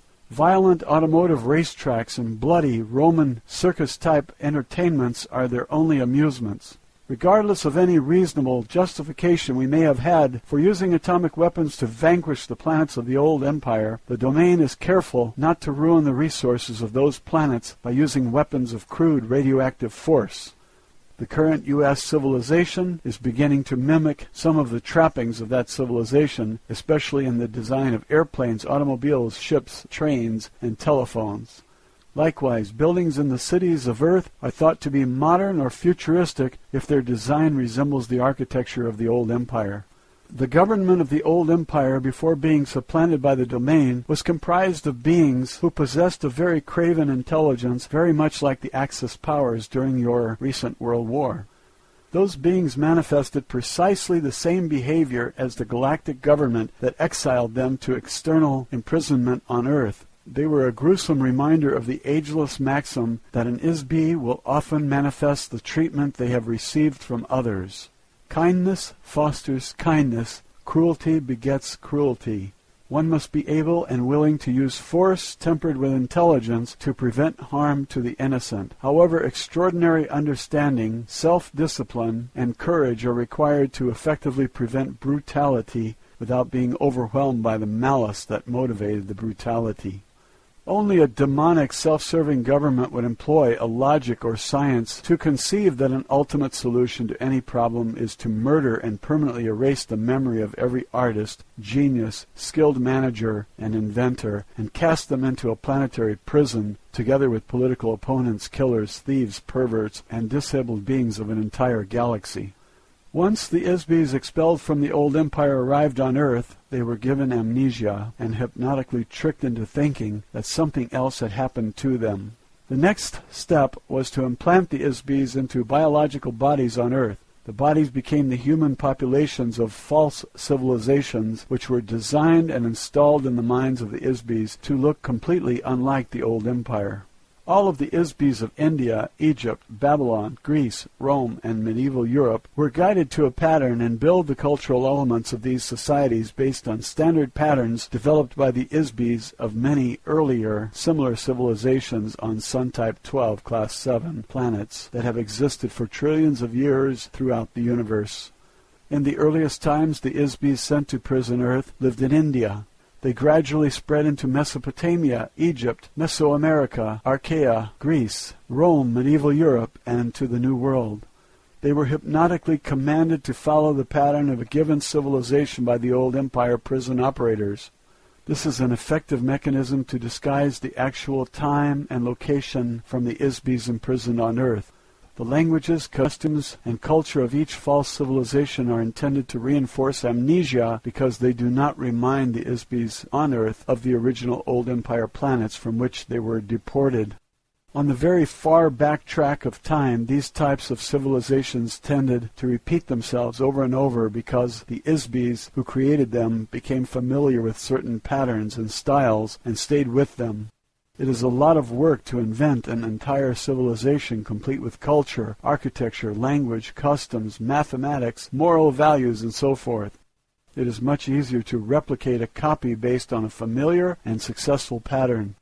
A Sun-type 12 Class 7 planet is the designation given to a planet inhabited by carbon-oxygen-based life forms. The class of the planet is based on the size and radiation intensity of the star, the distance of the planetary orbit from the star, and the size, density, and gravity and chemical composition of the planet. Likewise, flora and fauna are designated and identified according to the star type and class of the planet they inhabit.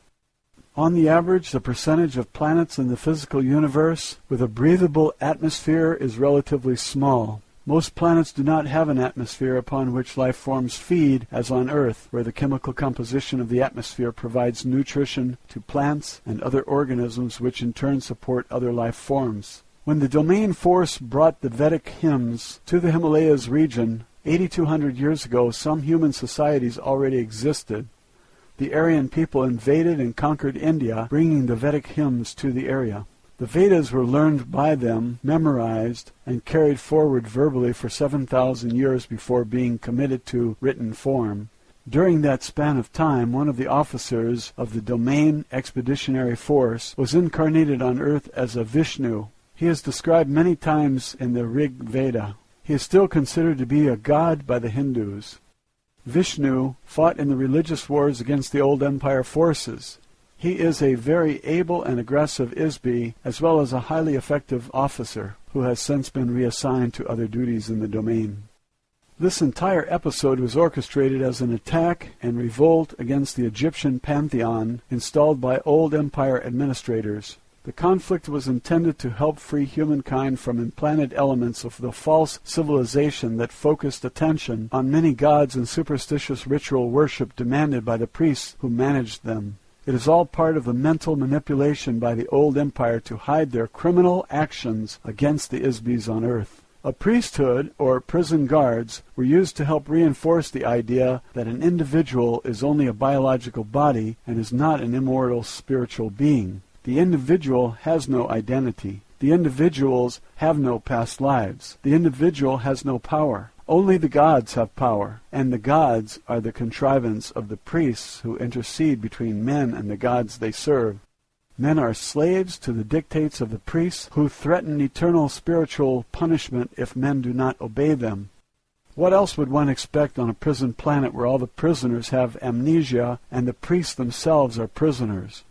The intervention of the domain force on Earth has not been entirely successful due to the secret mind control operation of the Old Empire that still continues to operate. A battle was waged between the Old Empire forces and the domain through religious conquest between 1500 BCE and about 1200 BCE. The domain forces attempted to teach the concept of an individual, immortal spiritual being to several influential beings on Earth. One such instance resulted in a very tragic misunderstanding, misinterpretation, and misapplication of the concept. The idea was perverted and applied to mean that there is only one Isbi instead of the truth that everyone is an Isbi. Obviously, this was a gross incomprehension and an utter unwillingness to take responsibility for one's own power. The Old Empire priests managed to corrupt the concept of the individual immortality into the idea that there is only one all-powerful Isbi and that no one else is or is allowed to be an Isbi. Obviously, this is the work of the Old Empire amnesia operation. It is easy to teach this altered notion to beings who do not want to be responsible for their own lives. Slaves are such beings. As long as one chooses to assign responsibility for creation, existence, and personal accountability for one's own thoughts and actions to others, one is a slave. As a result, the concept of a single monotheistic God resulted and was promoted by many self-proclaimed prophets such as the Jewish slave leader Moses, who grew up in the household of the Pharaoh Amenhotep III, and his son Akhenaten, and his wife Nefertiti, as well as his son Tutankhamun.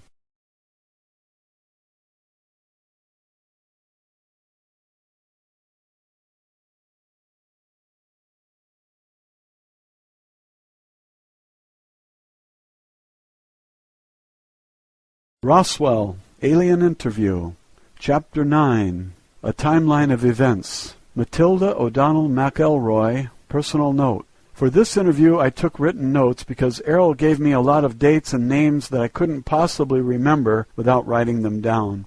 I didn't usually take notes, but during this lesson I thought it was important to get the information exactly as she gave it to me. However, I discovered that my note-taking made it much more difficult for me to focus on receiving the communication from Errol. I was sometimes so distracted by my own writing that I lost the train of her thought, so I had to ask her to repeat herself several times. Errol continued to stay in communication with the communications officer on the asteroid belt station, from which she received much of this information. Since Errol was an officer, pilot, and engineer of the domain, and not a historian, she had to get this information from records of reconnaissance missions conducted by other officers of the Domain Expeditionary Force. Official transcript of interview, top secret. The actual history of Earth is very bizarre. It's so nonsensical that it is incredible to anyone on Earth who attempts to investigate it. A myriad of vital information is missing from it. A huge conglomeration of non sequitur relics and mythology has been arbitrarily introduced into it. The volatile nature of the Earth itself cyclically covers, drowns, mixes, and shreds physical evidence. These factors, combined with amnesia, post-hypnotic suggestions, false facades, and cover manipulation, make a reconstruction of the factual origins and history of Earth civilizations virtually indecipherable. Any investigator, no matter how brilliant, is doomed to wallow in a quagmire of inconclusive assumptions, unworkable hypotheses, and perpetual mystery. Since the domain does not suffer these afflictions, having the advantage of memory, longevity, and an exterior point of view, I will add some clarification to your fragmentary knowledge of the history of Earth. These are some of the dates and events that are not mentioned in Earth history textbooks. These dates are significant because they provide some information concerning the influences of the old empire and of the domain on Earth. Although I have attended several briefings by our mission control personnel on the general background of the Earth within the past few hundred years, I will rely principally on data gathered from records captured after our invasion of the old empire planetary headquarters. Since that time, the Domain Expeditionary Force has tracked the general progress of events on Earth. As I mentioned, in some cases the domain has chosen to intervene in certain affairs on Earth in order to ensure the success of our long-term expansion plans. Although the domain has no interest in Earth per se, or the population of Isbys on this planet, it does serve our interests to ensure that the resources of Earth are not destroyed or spoiled. To that end, certain officers of the domain have been sent to Earth on reconnaissance missions from time to time to gather information. However, the following dates and events have been extrapolated from the accumulated information in the data files of the domain, at least those that are accessible to me through the Space Station Communications Center. 208,000 BCE. The establishment of the old empire, whose headquarters were located near one of the tail stars of the Ursa Major Big Dipper constellation of this galaxy. The old empire invasion force conquered the area with nuclear weapons sometime earlier. After the radioactivity subsided and the cleanup and restoration were completed, it received the immigration of beings from another galaxy into this galaxy. Those beings set up a society that kept going until about 10,000 years ago, when it was superseded by the domain. Very recently, Earth civilization has come to resemble aspects of that civilization, now that it has fallen out of its immediate control. In particular, the appearance and technology of transportation, such as planes, trains, ships, fire engines, and automobiles, as well as what you consider to be modern or futuristic architecture, which emulate the design of buildings in the major cities of the old empire. Before 75,000 BCE, the domain records contain very little information about the civilizations on the continental landmasses of Atlanta and Lemur, except to note that they did coexist on Earth at more or less the same time. Apparently both civilizations were founded by remnants of electronic space opera cultures who fled from their native planetary systems to escape political or religious persecution. The domain knows that a long-standing edict of the old empire prohibits unauthorized colonization of planets. Therefore, it is possible that their destruction was caused by police or military forces who pursued the colonists as criminals and destroyed them. Although this seems a likely supposition, no conclusive evidence exists that explains the complete destruction and disappearance of two entire electronic civilizations. Another possibility is that a massive submarine volcanic eruption in the region of Lake Toba in Sumatra and Mount Krakatoa in Java caused the destruction of Lemur. The floodwaters caused by the eruption overwhelmed all the land masses, including the highest mountains. Survivors of the destruction of the civilization, the Lemurians, are the earliest ancestors of the Chinese. Australia and the ocean areas to the north were the center of the Lemurian civilization and are the source of the Oriental races. Both civilizations possessed electronics, flight, and similar technologies of space opera cultures. Apparently, the volcanic eruption expelled such a significant mass of molten rock that the resulting vacuum beneath the crust of Earth caused great areas of the land masses to sink below the oceans. The continental areas occupied by both civilizations were covered with volcanic matter and then submerged, leaving very little evidence that they ever existed except for legends of a global flood which prevail in every culture of the earth, and for survivors who are the genus of the Oriental races and cultures. That kind of colossal volcanic explosion fills the stratosphere with toxic gases which are carried around the whole planet. The usual refuse of these volcanic eruptions can easily cause a rain that lasts 40 days and 40 nights due to atmospheric pollution, as well as an extensive period during which radiation from the sun is deflected back into space and causes global cooling. Certainly such an event would cause an ice age, extinctions of life forms, and many other relatively long-term changes lasting thousands of years. Due to the myriad types of naturally occurring global cataclysmic events which are indigenous to Earth, it is not a suitable planet for habitation by ISBs. In addition, there have been occasional global cataclysms caused by ISBs, such as the one that destroyed the dinosaurs more than 70 million years ago. That destruction was caused by an intergalactic warfare, during which time Earth and many other neighboring moons and planets were bombarded by atomic weapons. Atomic explosions cause atmospheric fallout much like that of volcanic eruptions. Most of the planets in this sector of the galaxy have been uninhabitable deserts since then. Earth is undesirable for many other reasons: heavy gravity and dense atmosphere, floods, earthquakes, volcanoes, polar shifts, continental drift, meteor impacts, atmospheric and climatic changes, to name a few. What kind of lasting civilization could any sophisticated culture propose to develop in such an environment?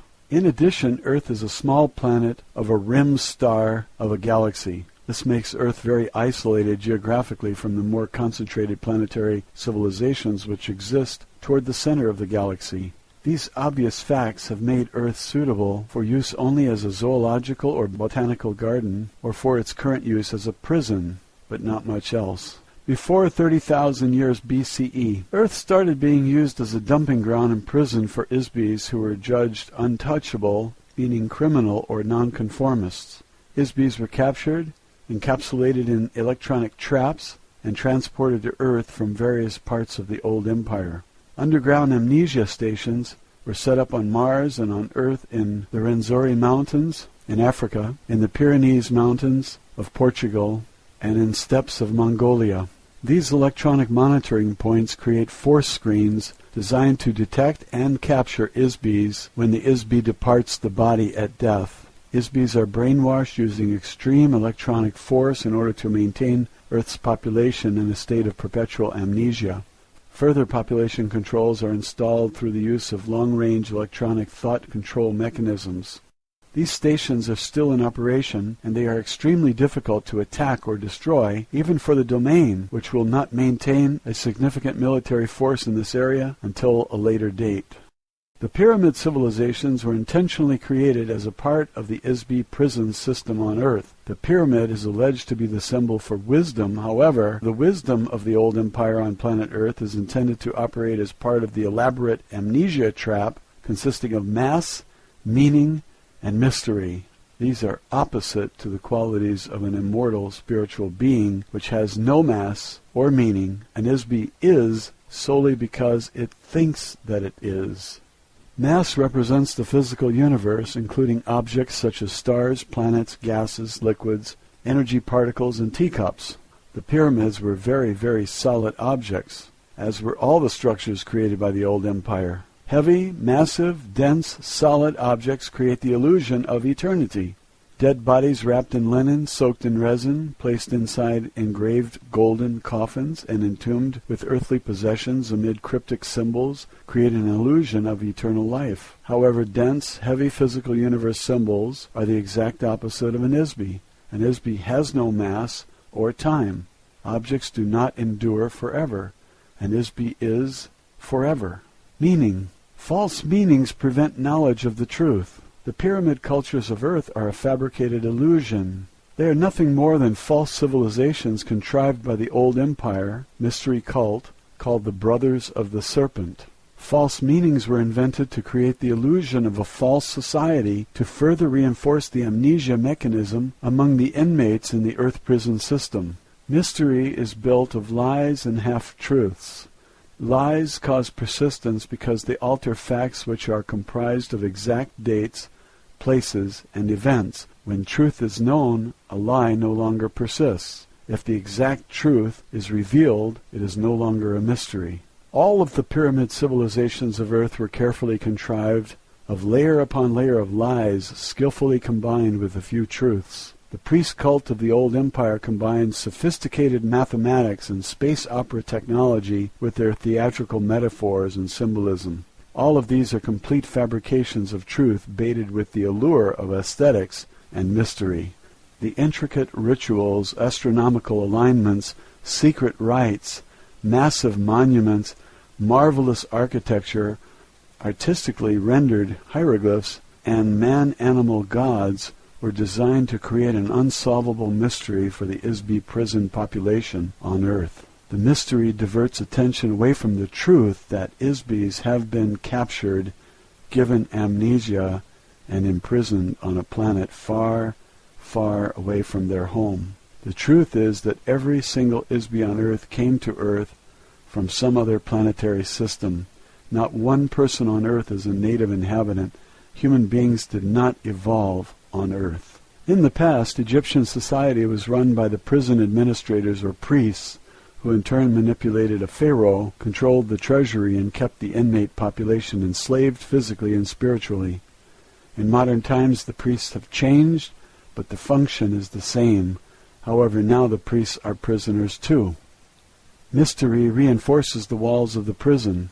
The old empire feared that the ISBs on Earth might regain their memory. Therefore, one of the primary functions of the old empire priesthood is to prevent ISBs on Earth from remembering who they really are, how they came to Earth, where they came from. The old empire operators of the prison system and their superiors do not want ISBs to remember who murdered them, captured them, stole all of their possessions, sent them to Earth, gave them amnesia, and condemned them to eternal imprisonment. Imagine what would happen if all the inmates in the prison suddenly remembered that they have the right to be free. What if they suddenly realize that they have been falsely imprisoned and rise up as one against the guards? They are afraid to reveal anything that looks like the civilization of the inmates' home planets. A body, a piece of clothing, a symbol, a spaceship, an advanced electronics device, or any other remnant of civilization from a home planet could remind a being and rekindle his memory. Sophisticated technologies of entrapment and enslavement, which were developed over millions of years in the old empire, have been applied to the ISBs on Earth with the intention to create a false facade for the prison. These facades were installed on Earth in totality all at once. Every piece is a fully integrated part of the prison system. This includes a religion of mumbo-jumbo doublespeak. Every pyramid civilization uses this as part of a control mechanism to keep the population enslaved by force, by fear, and by ignorance.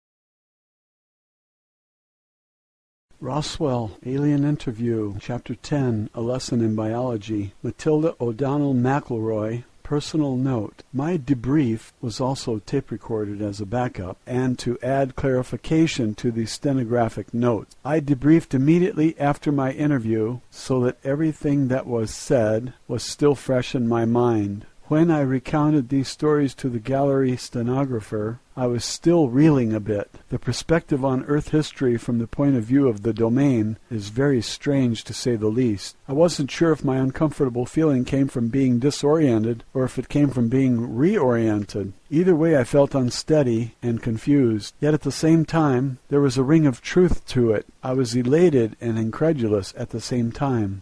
The stenographer looked askance at me more than a few times as she recorded the history lesson I passed on to her. I'm sure she thought I'd lost my mind. Maybe she was right. However, if my mind had been filled with hypnotic suggestions and false memories by the old empire, as Errol suggested, perhaps losing my mind would be a good idea.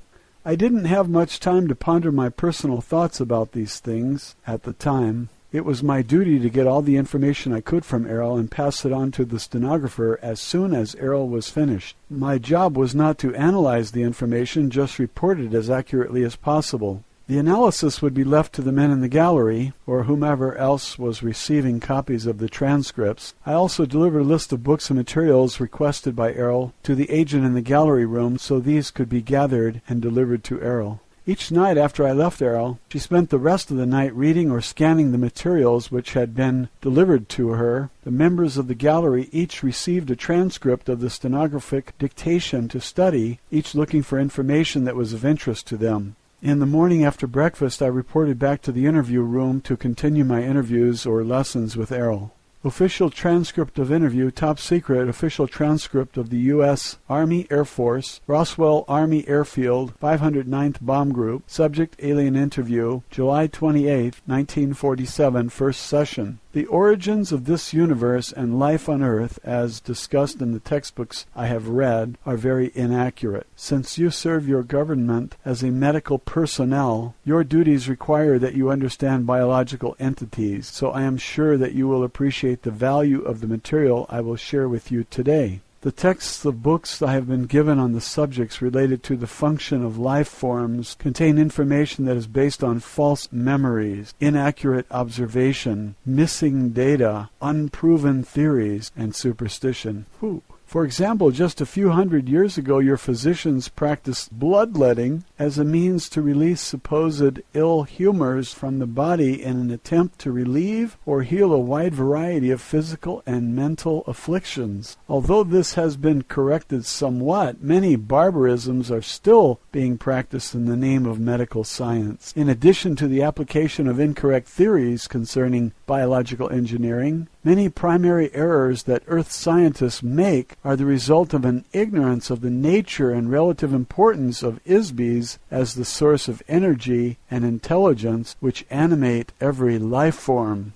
Although it is not a priority of the domain to intervene in the affairs of Earth, the Domain Communications Office has authorized me to provide you with some information in an effort to provide more accurate and complete understanding of these things, and thereby enable you to discover more effective solutions to the unique problems you face on Earth. The correct information about the origins of biological entities has been erased from your mind, as well as from the minds of your mentors. In order to help you regain your own memory, I will share with you some factual material concerning the origin of biological entities. I asked Errol if she was referring to the subject of evolution. Errol said, "No, not exactly. You will find evolution mentioned in the ancient Vedic hymns. The Vedic texts are like folk tales or common wisdoms and superstitions gathered throughout the systems of the domain. These were compiled into verses like a book of rhymes. For every statement of truth, the verses contain many half-truths, reversals of truth, and fanciful imaginings blended without qualification or distinction. The theory of evolution assumes that the motivational source of energy that animates every life form does not exist. It assumes that an inanimate object or chemical concoction can suddenly become alive or animate accidentally or spontaneously, or perhaps an electrical discharge into a pool of chemical ooze will magically spawn a self-animated entity. There is no evidence whatsoever that this is true, simply because it's not true. Dr. Frankenstein did not really resurrect the dead into a marauding monster, except in the imagination of the Isbys, who wrote a fictitious story one dark and stormy night. No Western scientist ever stopped to consider who, what, where, when, or how this animation happens. Complete ignorance, denial, or unawareness of the spirit as the source of life force required to animate inanimate objects or cellular tissue is the sole cause of failures in Western medicine. In addition, evolution does not occur accidentally. It requires a great deal of technology, which must be manipulated under the careful supervision of Isbys. Very simple examples are seen in the modification of farm animals or in the breeding of dogs. However, the notion that human biological organisms evolved naturally from earlier ape-like forms is incorrect. No physical evidence will ever be uncovered to substantiate the notion that modern humanoid bodies evolved on this planet. The reason is simple. The idea that human bodies evolved spontaneously from the primordial ooze of chemical interactivity in the dim mists of time is nothing more than a hypnotic lie instilled in the amnesia operation to prevent your recollection of the true origins of mankind. Factually, humanoid bodies have existed in various forms throughout the universe for trillions of years. This was compounded by the fact that the Vedic hymns were brought to Earth 8,200 years ago by the Domain Expeditionary Force. While they were based in the Himalaya Mountains, the verses were taught to some of the local humans who memorized them. However, I should note that this was not an authorized activity for the crew of the Domain installation, although I am sure it seemed like an innocent diversion for them at the time. The verses were passed along verbally from one generation to the next for thousands of years in the foothills and eventually spread throughout India. No one in the domain credits any of the material in the Vedic hymns as factual material any more than you would use Grimm's fairy tales as a guide for rearing children. However, on a planet where all of the Isbis have had their memory erased, one can understand how these tales and fantasies could be taken seriously. Unfortunately, the humans who learned the Vedic verses passed them along to others, saying that they came from the gods. Eventually, the content of the verses were adopted verbatim as truth. The euphemistic and metaphorical content of the Veda were accepted and practiced as dogmatic fact. The philosophy of the verses were ignored, and the verses became the genesis of nearly every religion practiced on the planet except Hinduism. As an officer, pilot, and engineer of the domain, I must always assume a very pragmatic point of view. I could not be effective or accomplish my missions if I were to use philosophical dogma or rhetoric as my operations manual. Therefore, our discussion of history is based on actual events that occurred long before any Isbis arrived on Earth, and long before the old empire came into power. I can relate part of this history from my personal experience. Many billions of years ago, I was a member of a very large biological laboratory in a galaxy far from this one. It was called the Arcadia Regeneration Company. I was a biological engineer working with a large staff of technicians. It was our business to manufacture and supply new life forms to uninhabited planets. There were millions of star systems with millions of uninhabited planets in the region at that time. There were many other biological laboratory companies at that time also. Each of them specialized in producing different kinds of life forms depending on the class of the planet being populated. Over a long span of time, these laboratories developed a vast catalog of species throughout the galaxies. The majority of the basic genetic material is common to all species of life. Therefore, most of their work was concerned with manipulating alterations of the basic genetic pattern to produce variations of life forms that would be suitable inhabitants for various planetary classes.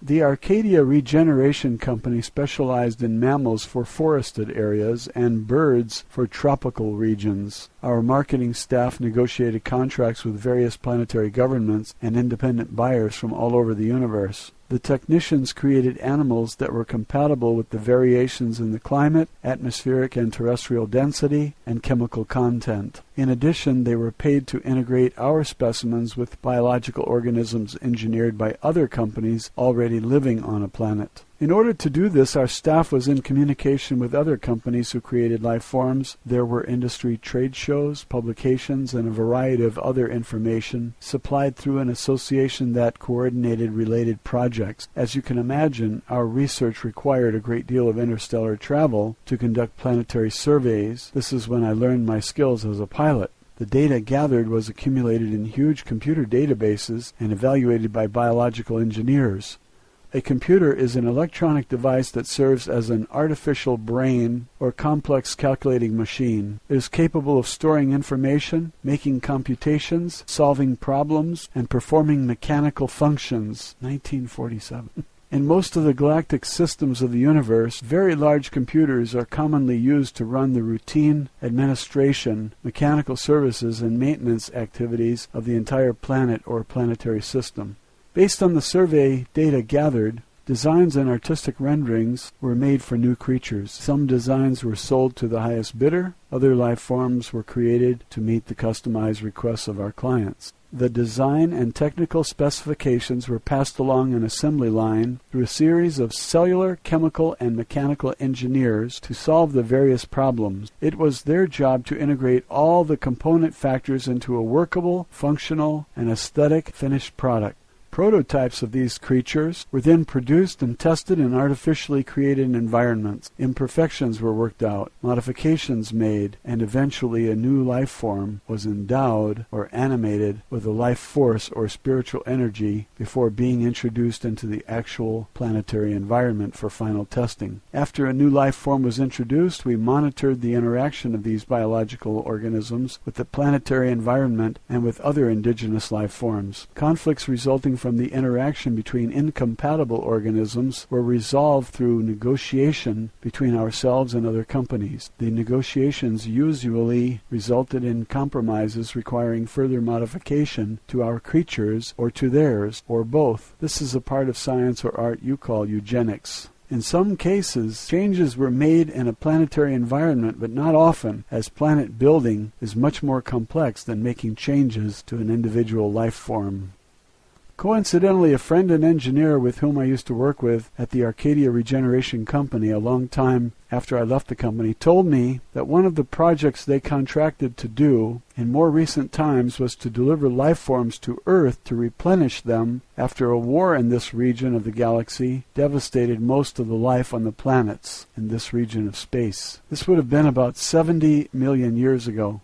The skill required to modify the planet into an ecologically interactive environment that will support billions of diverse species was an immense undertaking. Specialized consultants from nearly every biotechnology company in the galaxy were brought in to help with the project. What you now see on Earth is the huge variety of life forms left behind. For scientists believe that the fallacious theory of evolution is an explanation for the existence of all life forms here. The truth is that all life forms on this and any other planet in this universe were created by companies like ours. How else can you explain the millions of completely divergent and unrelated species of life on land and in the oceans of this planet? How else can you explain the source of spiritual animation which defines every living creature? To say it is the work of God is far too broad. Every Isby has many names and faces in many times and places. Every Isby is a god. When they inhabit a physical object, they are the source of life. For example, there are millions of species of insects. About 350,000 of these are species of beetles. There may be as many as 100 million species of life forms on Earth at any given time. In addition, there are many times more extinct species of life on Earth than there are living life forms. Some of these will be rediscovered in the fossil or geological records of Earth. The current theory of evolution of life forms on Earth does not consider the phenomena of biological diversity. Evolution by natural selection is science fiction. One species does not accidentally or randomly evolve to become another species, as the Earth textbooks indicate, without manipulation of genetic material by an Isby. A simple example of Isby intervention is the selective breeding of a species on Earth.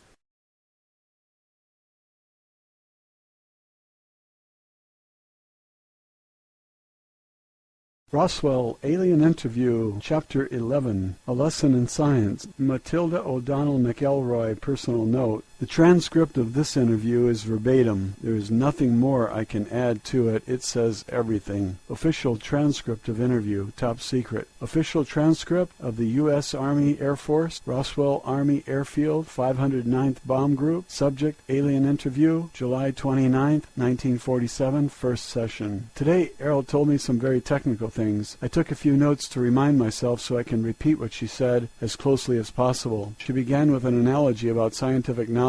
Can you imagine how much progress could have been made on Earth if people like Johannes Gutenberg, Sir Isaac Newton, Benjamin Franklin, George Washington Carver, Nikola Tesla, Jonas Salk, and Richard Trevithick, and many thousands of similar geniuses and inventors were living today. Imagine what technical accomplishments might have been developed if men like these never died. What if they were never given amnesia and made to forget everything they knew? What if they continued to learn and work forever? What level of technology and civilization could be attained if immortal spiritual beings like these were allowed to continue to create in the same place at the same time for billions or trillions of years? Essentially, the domain is one civilization that has existed for trillions of years with relatively uninterrupted progress. Knowledge has been accumulated, refined, and improved upon in nearly every field of study imaginable and beyond imagining. Originally, the interaction of ISB illusions or inventions created the very fabric of the physical universe, the microcosm and the macrocosm. Originally, the interaction of ISB illusions or inventions created the very fabric of the physical universe, the microcosm and the macrocosm. Every single particle of the universe has been imagined and brought into existence by an ISB. Everything created from an idea, a thought, with no weight or size or location in space. Every speck of dust in space, from the size of the tiniest subatomic particle to the size of a sun or Magellanic cloud, the size of many galaxies, was created from the nothingness of a thought. Even the tiniest individual cells were contrived and coordinated to enable a microbial entity to sense and navigate through infinitesimally small spaces. These also came from an idea thought up by an ISB. You and every ISB on Earth have participated in the creation of this universe, even though you are now confined to a fragile body made of flesh. You live only 65 short rotations of your planet around a star. You have been given overwhelming electric shock treatments to wipe out your memory. You must learn everything all over again each lifetime, in spite of all these circumstances. You are who you are and will always be, and deep down you still know that you are and what you know. You are still the essence of you. How else could anyone understand the child prodigy? An ISB who plays concertos on a piano at 3 years of age without formal training? Impossible if they do not simply remember what they have already learned from thousands of lives spent in front of a keyboard in times untold or on planets far away. They may not know how they know, they just know. Humankind has developed more technology in the past 100 years than in the past 2,000 years. Why? The answer is simple. The influence of the old empire over the mind and over the affairs of mankind has been diminished by the domain. A renaissance of invention of Earth began in 1250 A.D. with the destruction of the old empire space fleet in the solar system. During the next 500 years, Earth may have the potential to regain autonomy and independence, but only to the degree that humankind can apply the concentrated genius of the ISBs on Earth to solve the amnesia problem. However, on a cautionary note, the inventive potential of the ISBs who have been exiled to this planet is severely compromised by the criminal elements of the Earth population, specifically politicians, warmongers, and irresponsible physicists who create unlimited weapons such as nuclear bombs, chemicals, disease, and social chaos. These have the potential to extinguish all life forms on Earth forever. Even the relatively small explosions that were tested and used in the past 2 years on Earth have the potential to destroy all life, if deployed in sufficient quantity. Larger weapons could consume all the oxygen in the global atmosphere in a single explosion. Therefore, the most fundamental problems that must be solved in order to ensure that Earth will not be destroyed by technology are social and humanitarian problems. The greatest scientific minds of Earth, in spite of mathematical or mechanical genius, have never addressed these problems. Therefore, do not look to scientists to save Earth or the future of humanity. Any so-called science that is solely based on the paradigm that existence is composed of energy and objects moving through space is not a science. Such beings utterly ignore the creative spark originated by an individual ISB and collective work of the ISBs who continually create physical universe and all universes. Every science will remain relatively ineffective or destructive to the degree that it omits or devaluates the relative importance of the spiritual spark that ignites all creation and life. Unfortunately, this ignorance has been carefully and forcefully instilled in human beings by the old empire to ensure that ISBs on this planet will not be able to recover their innate ability to create space, energy, matter, and time, or any other component part of universes. As long as awareness of the immortal, powerful, spiritual self is ignored, humanity will remain imprisoned until the day of its own self-destruction and oblivion. Do not rely on the dogma of physical sciences to master the fundamental forces of creation any more than you would trust the chanted incantations of an incense-burning shaman. The next result of both of these is entrapment and oblivion. Scientists pretend to observe, but they only suppose what they see and call it fact. Like the blind man, a scientist cannot learn to see until he realizes that he's blind. The facts of earth science do not include the source of creation. They include only the result or byproducts of creation. The facts of science do not include any memory of the nearly infinite past experience of existence. The essence of creation and existence cannot be found through the lens of a microscope or telescope or by any other measurement of the physical universe. One cannot comprehend the perfume of a flower or the pain felt by an abandoned lover with meters and calipers. Everything you will ever know about the creative force and ability of a God can be found within you, an immortal spiritual being. How can a blind man teach others to see the nearly infinite gradients that comprise the spectrum of light? The notion that one can understand the universe without understanding the nature of an ISB is as absurd as conceiving that an artist is a speck of paint on his own canvas, or that the lace on a ballet shoe is the choreographer's vision, or the grace of a dancer, or the electric excitement of opening night.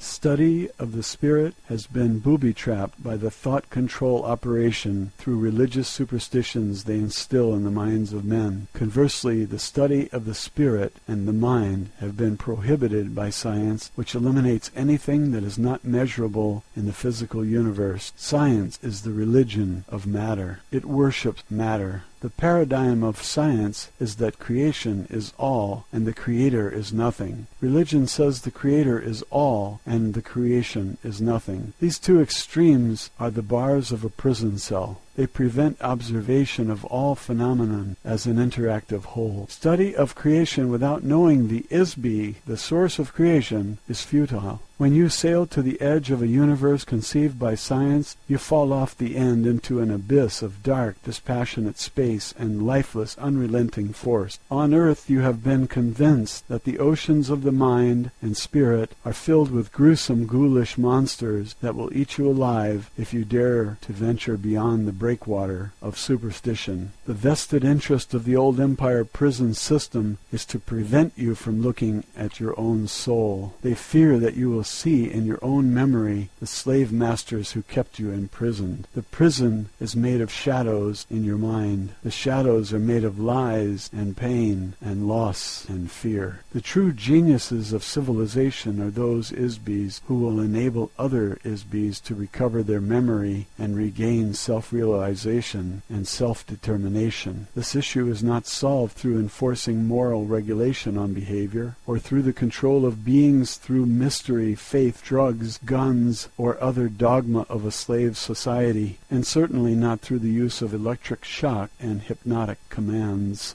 The survival of Earth and every being on it depends on the ability to recover the memory of skills you have accrued through the trilenia, to recover the essence of yourself. Such an art, science, or technology has never been conceived in the old empire. Otherwise, they would not have restored to the solution that brought you to your current conditions on Earth. Neither has such technology ever been developed by the domain. Until recently, the necessity of rehabilitating an ISB with amnesia has not been needed. Therefore, no one has ever worked on solving this problem. So far, unfortunately, the domain has no solution to offer.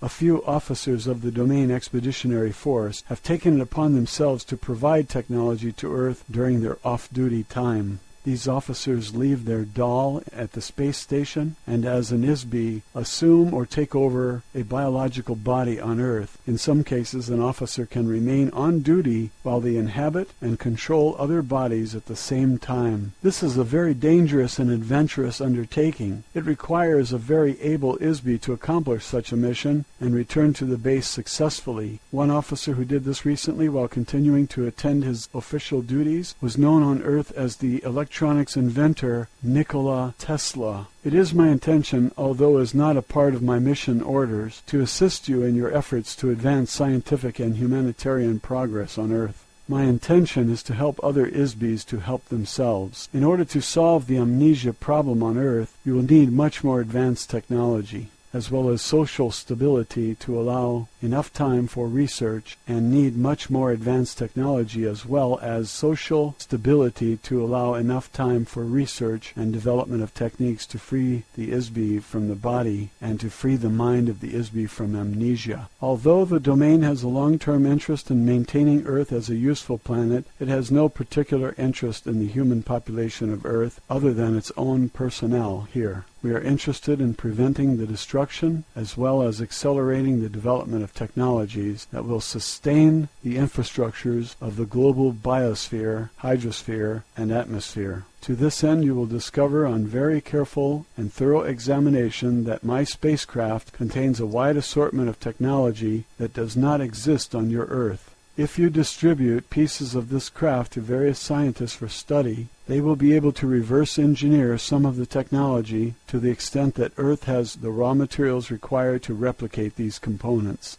Some features will be indecipherable. Other features cannot be duplicated as Earth does not have the natural resources required to replicate them. This is especially true of the metals used to construct the craft. Not only do these metals not exist on Earth, the refining process required to produce these metals took billions of years to develop. It is also true of the navigation system, which requires an ISB whose own personal wavelength has been specifically attuned to the neural network of the craft. The pilot of the craft must possess a very high order of energy, volition, discipline, training, and intelligence to manipulate such a craft. ISBs on Earth are incapable of this expertise because it requires the use of an artificial body specifically created for this purpose. Certain individual Earth scientists, some of whom are among the most brilliant minds in the history of the universe, will have their memory of this technology jogged when they examine the craft components, just as some of the scientists and physicists on Earth have been able to remember how to recreate electronic generators, internal combustion, and steam locomotion, refrigeration, aircraft, antibiotics, and other tools of your civilization. They will also rediscover other vital technology in my craft. The following are the specific systems embodied in my craft that contain useful components. There is an assortment of microscopic wiring or fibers within the walls of the craft that control such things as communications, information storage, computer function, and automatic navigation. The same wiring is used for light, sublight, and ultralight spectrum detection and vision.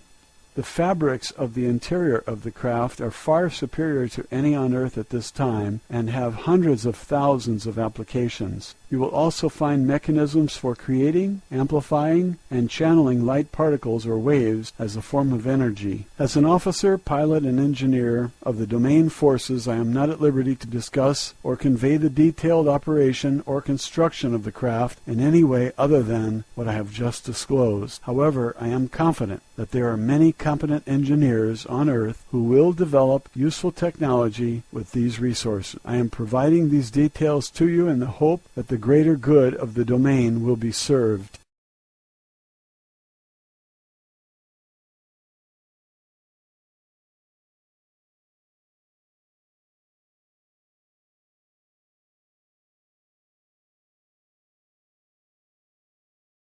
Roswell, Alien Interview, Chapter 12, A Lesson in Immortality.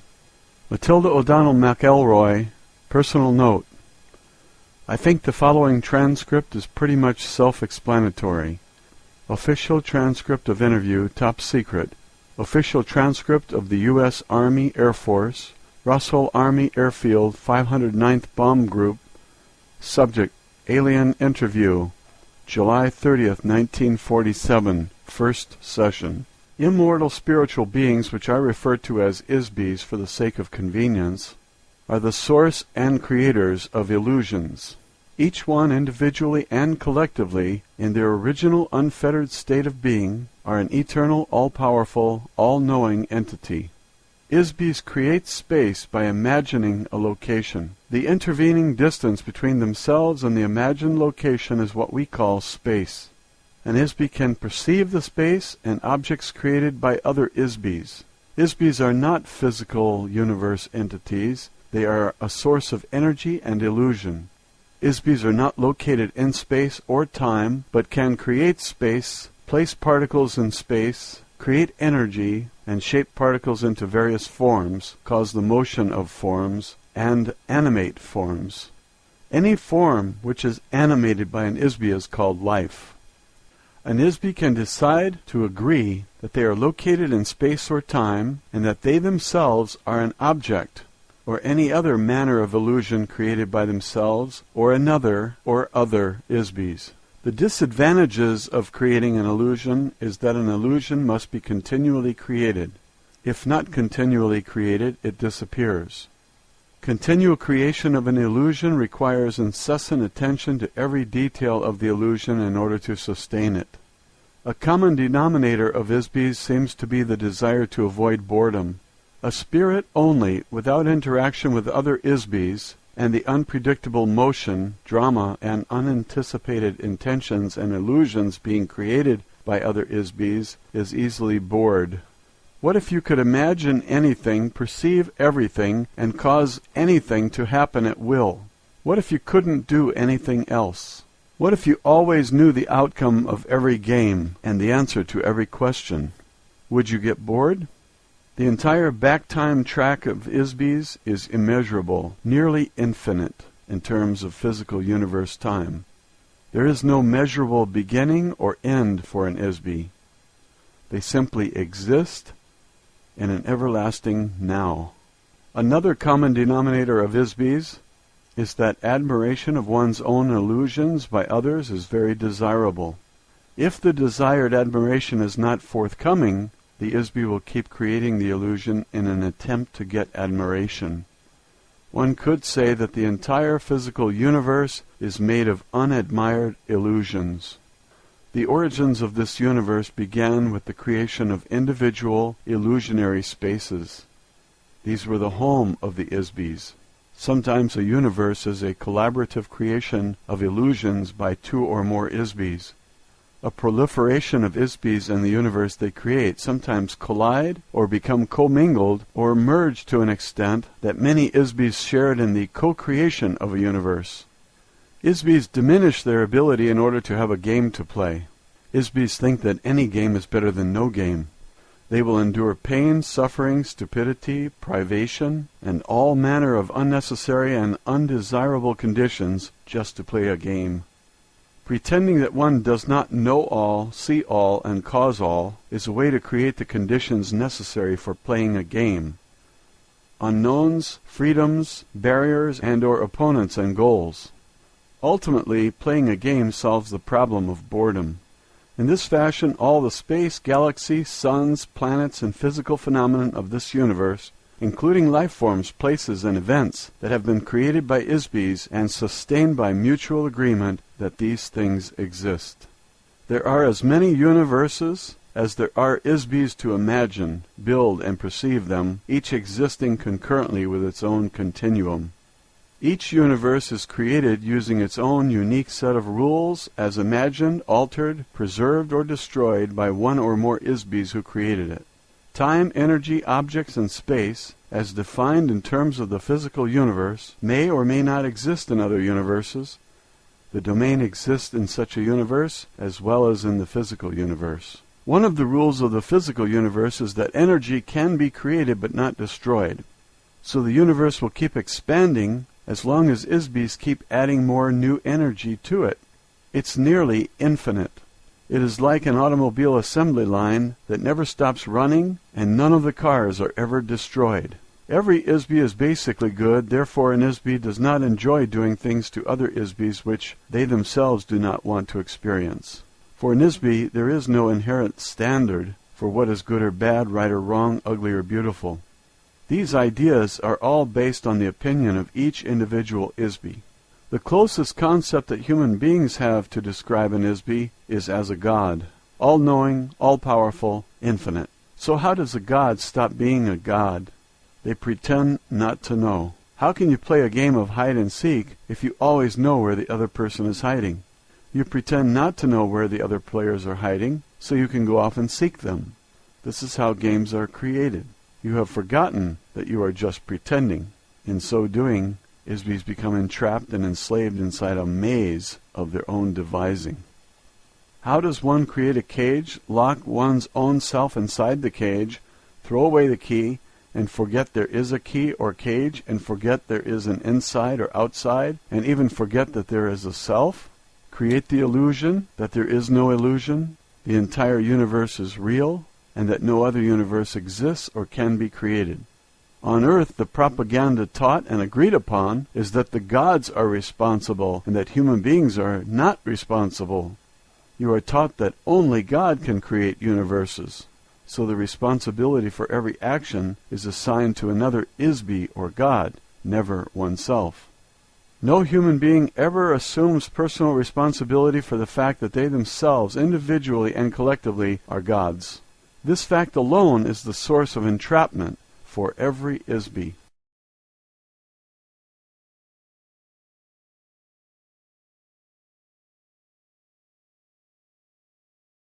Roswell, Alien Interview, Chapter 13, A Lesson in the Future. Matilda O'Donnell McElroy, personal note. I think this transcript speaks for itself also. I relayed Errol's exact communication as faithfully as possible. My superior officers became very alarmed about the possible military implications of what Errol said in this interview. Official transcript of interview, top secret. Official transcript of the U.S. Army Air Force. Roswell Army Airfield, 509th Bomb Group. Subject, Alien Interview, July 31st, 1947, first session. It is my personal belief that the truth should not be sacrificed on the altar of political, religious, or economic expediency. As an officer, pilot, and engineer of the domain, it is my duty to protect the greater good of the domain and its possessions. However, we cannot defend ourselves against forces of which we are not aware. The isolation of Earth from the rest of civilization prevents me from discussing many subjects with you at this time. Security and protocol prevent me from revealing any but the broadest general statements about the plans and activities of the domain. However, I can give you some information that you might find useful. I must return to my assigned duties on the space station now. I have provided as much help as I feel ethically able to offer, given the requirements and constraints of my duties as an officer, pilot, and engineer of the domain forces. Therefore, I will depart as an ISB from Earth within the next 24 hours. Editor's note: the following several paragraphs appear to be personal comments made by Matilda to the stenographer regarding her interview with Errol. What this means is that Errol will leave her doll with us, as her craft is damaged beyond repair. We can examine, dissect, and study the body at our leisure. She does not have any further use for it, nor does she have any personal feelings or attachments to it, as others are readily available for her to use. Errol does not recommend that there are any technology in the body that Earth scientists will find useful, however. The technology of the body is simple, yet vastly beyond the reckoning of our current ability to analyze or reverse engineer any facet of it. The body is neither biological or mechanical, but a unique fabrication of materials and ancient technologies not found on any Earth-type planet. As Errol mentioned previously, a very rigid and distinctive hierarchy of social, economic, and cultural classes exists throughout the domain, which has remained unvaried and inviolate for many millennia. The body type and function assigned to an ISB officer varies specifically according to the rank, class, longevity, training level, command level, service record, and meritorious citations earned by each individual ISB, as with any other military insignia. The body used by Errol is specifically designed for an officer, pilot, and engineer of her rank and class. The bodies of her companions, which were destroyed in the crash, were not the same rank or class, but of a junior rank. Therefore the appearance, features, composition, and functionality of those bodies were specialized and limited to the requirements of their duties. The junior officers whose bodies were damaged in the crash have left their bodies and returned to their duties in the space station. The damage suffered by their bodies was due primarily to the fact that they were officers of lower rank. They used bodies which were partially biological and therefore far less durable and resilient than hers. Editor's note: at this point the transcript appears to resume with statements made by Errol. Although the domain will not hesitate to destroy any active vestiges of the old Empire operations wherever they are discovered, this is not our primary mission in this galaxy. I'm sure that the old Empire mind control mechanisms can be deactivated and destroyed eventually. However, it is not possible to estimate how long this may take, as we do not understand the extent of this operation at this time. We do know that the old Empire force screen is vast enough to cover this end of the galaxy at least. We also know from experience that each force generator and trapping device is very difficult to detect, locate, and destroy. Also, it is not the current mission of the Domain Expeditionary Force to commit resources to this endeavor. The eventual destruction of these devices may make it possible for your memory to be restored simply by virtue of not having it erased after each lifetime. Fortunately, the memory of an ISB cannot be permanently erased. There are many other active space civilizations who maintain various nefarious operations in this area, not the least of which is dumping unwanted ISBs on Earth. None of these craft are hostile or in violent opposition to the domain forces. They know better than to challenge us. For the most part, the domain ignores Earth and its inhabitants, except to ensure that the resources of the planet itself are not permanently spoiled. This sector of the galaxy was annexed by the domain and is the possession of the domain to do with or dispose of it as deems best. The moon of Earth and the asteroid belt have become a permanent base of operations for the domain forces. Needless to say, any attempt by humans or others to interfere in the activities of the domain in this solar system, even if it were possible, which it definitely is not, will be terminated swiftly. This is not a serious concern, as I mentioned earlier, since Homo sapiens cannot operate in open space. Of course, we will continue with the next steps of the domain expansion plan, which has remained on schedule for billions of years. Over the next 5,000 years, there will be increasing traffic and activity of the domain forces as we progress toward the center of this galaxy and beyond to spread our civilization through the universe. If humanity is to survive, it must cooperate to find effective solutions to the difficult conditions of your existence on Earth. Humanity must rise above its human form and discover where they are and that they are ISBs and who they really are as ISBs in order to transcend the notion that they are merely biological bodies. Once these realizations have been made, it may be possible to escape your current imprisonment. Otherwise, there will be no future for the ISBs on Earth. Although there are no active battles or wars being waged between the domain and the old empire, there still exists the covert actions of the old empire taken against Earth through their thought control operation. When one knows that these activities exist, the effects can be observed clearly. The most obvious examples of these actions against the human race can be seen as incidents of sudden, inexplicable behavior. A very recent instance of this occurred in the United States military just before the Japanese attack on Pearl Harbor. Just 3 days before the attack, someone in authority ordered all the ships in Pearl Harbor to go into port and secure for inspection. The ships were ordered to take all the ammunition out of their magazines and store it below. On the afternoon before the attack, all of the admirals and generals were attending parties, even though 2 Japanese aircraft carriers were discovered standing right off Pearl Harbor. The obvious action to take would have been to contact Pearl Harbor by telephone to warn them of the danger of a fight starting and to put the ammunition back and order the ships to get out of port into the open sea. About 6 hours before the Japanese attack began, a U.S. Navy ship sank a small Japanese submarine right outside the harbor. Instead of contacting Pearl Harbor by telephone to report the incident, a warning message was put into top-secret code, which took about 2 hours to encode. Then it took another 2 hours to decode. The word of warning to Pearl Harbor did not arrive until 10 a.m. Pearl Harbor time, Sunday, 2 hours after the Japanese attack destroyed the U.S. fleet. How do things like this happen? If the men who were responsible for these obviously disastrous errors were stood up and asked bluntly to justify their actions and intentions, we would find out that they were quite sincere in their jobs. Ordinarily, they do the very best they can do for people and nations. However, all of a sudden, from some completely unknown and undetectable source enters these wild, unexplainable situations that just can't exist. The old empire thought control operation is run by a small group of old baboons with very small minds.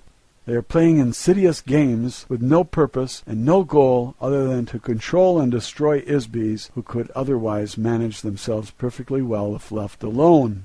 These types of artificially created incidents are being forced upon the human race by the operations of the mind-control prison system. The prison guards will always promote and support oppressive and totalitarian activities of ISBs on Earth. Why not keep the inmates fighting between themselves? Why not empower madmen to run the governments of Earth? The men who run the criminal governments of Earth mirror the commands given them by covert thought controllers of the old empire. The human race will continue to shadowbox with this for a long time, as long as it remains the human race. Until then, the ISBs on Earth will continue to live a series of consecutive lives over and over and over. The same ISB who lived during the rise and fall of civilizations in India, China, Mesopotamia, Greece, and Rome are inhabiting bodies in the present time in America, France, Russia, Africa, and around the world. In between each lifetime, an ISB is sent back again to begin all over, as though the new life was the only life they had ever lived. They begin anew in pain, in misery, and mystery. Some ISBs have been transported to Earth more recently than others. Some ISBs have been on Earth only a few hundred years, so they have no personal experience with the earlier civilizations of Earth. They have no experiences of having lived on Earth, so could not remember a previous existence here, even if their memory was restored. They might, however, remember lives they lived elsewhere, on other planets, and in other times. Others have been here since the first days of Lemuria. In any case, the ISBs of Earth are here forever until they can break the amnesia cycle, conquer the electronic traps set up by their captors, and free themselves. Because the domain has 3,000 of their own ISBs in captivity on Earth also, they have an interest in solving this problem. This problem has never been encountered or effectively solved before in the universe as far as they know. They will continue their efforts to free those ISBs from Earth where and when it is possible, but it will require time to develop an unprecedented technology and the diligence to do so. Editor's note, the following statement is a comment by Matilda. I think that it is Errol's sincere desire, as one ISB to another, that the rest of our eternity will be as pleasant as possible.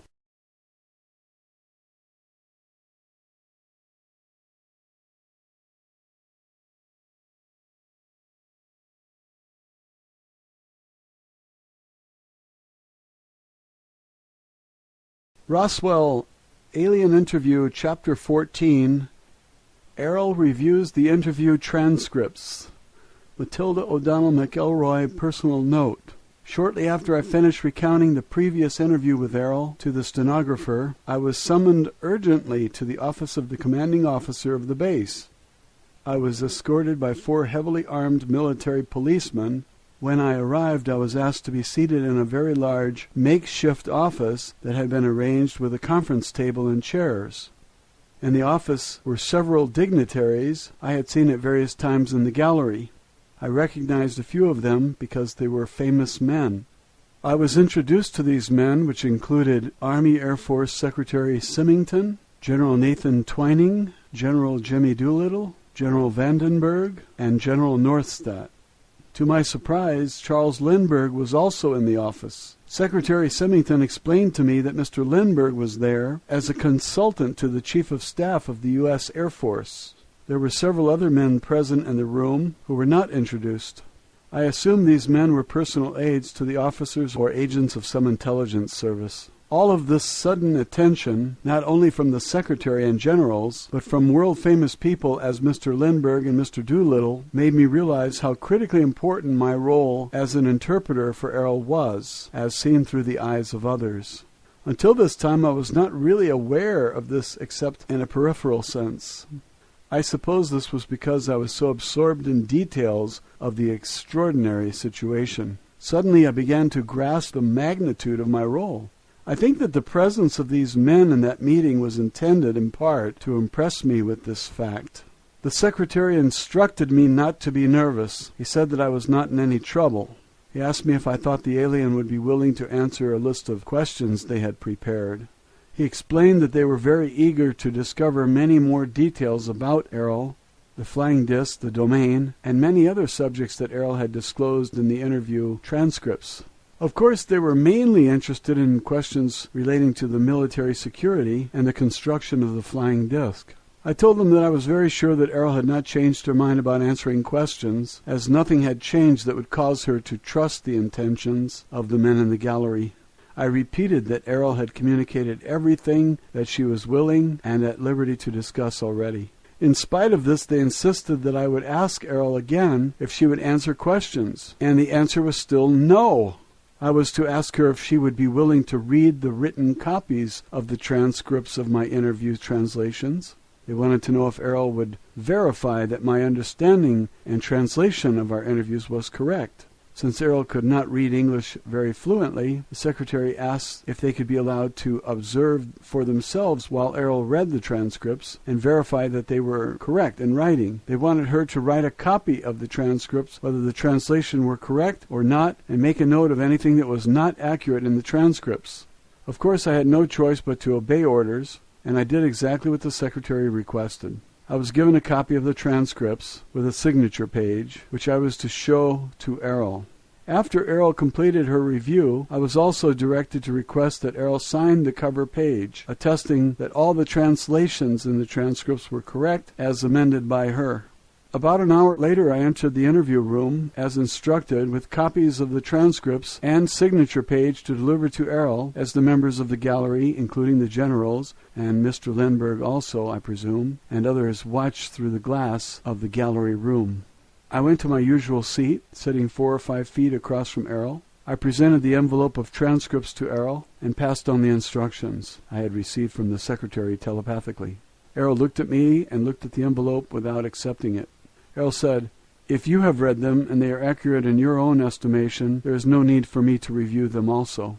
The translations are correct.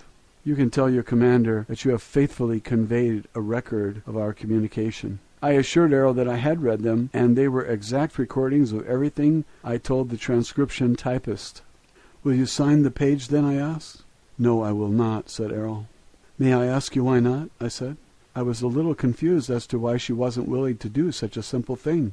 "If your commander does not trust his own staff to make an honest and accurate report to him, what confidence will my signature on the page give him? Why will he trust an ink mark on a page made by an officer of the domain if he does not trust his own loyal staff?" I didn't quite know what to say to that.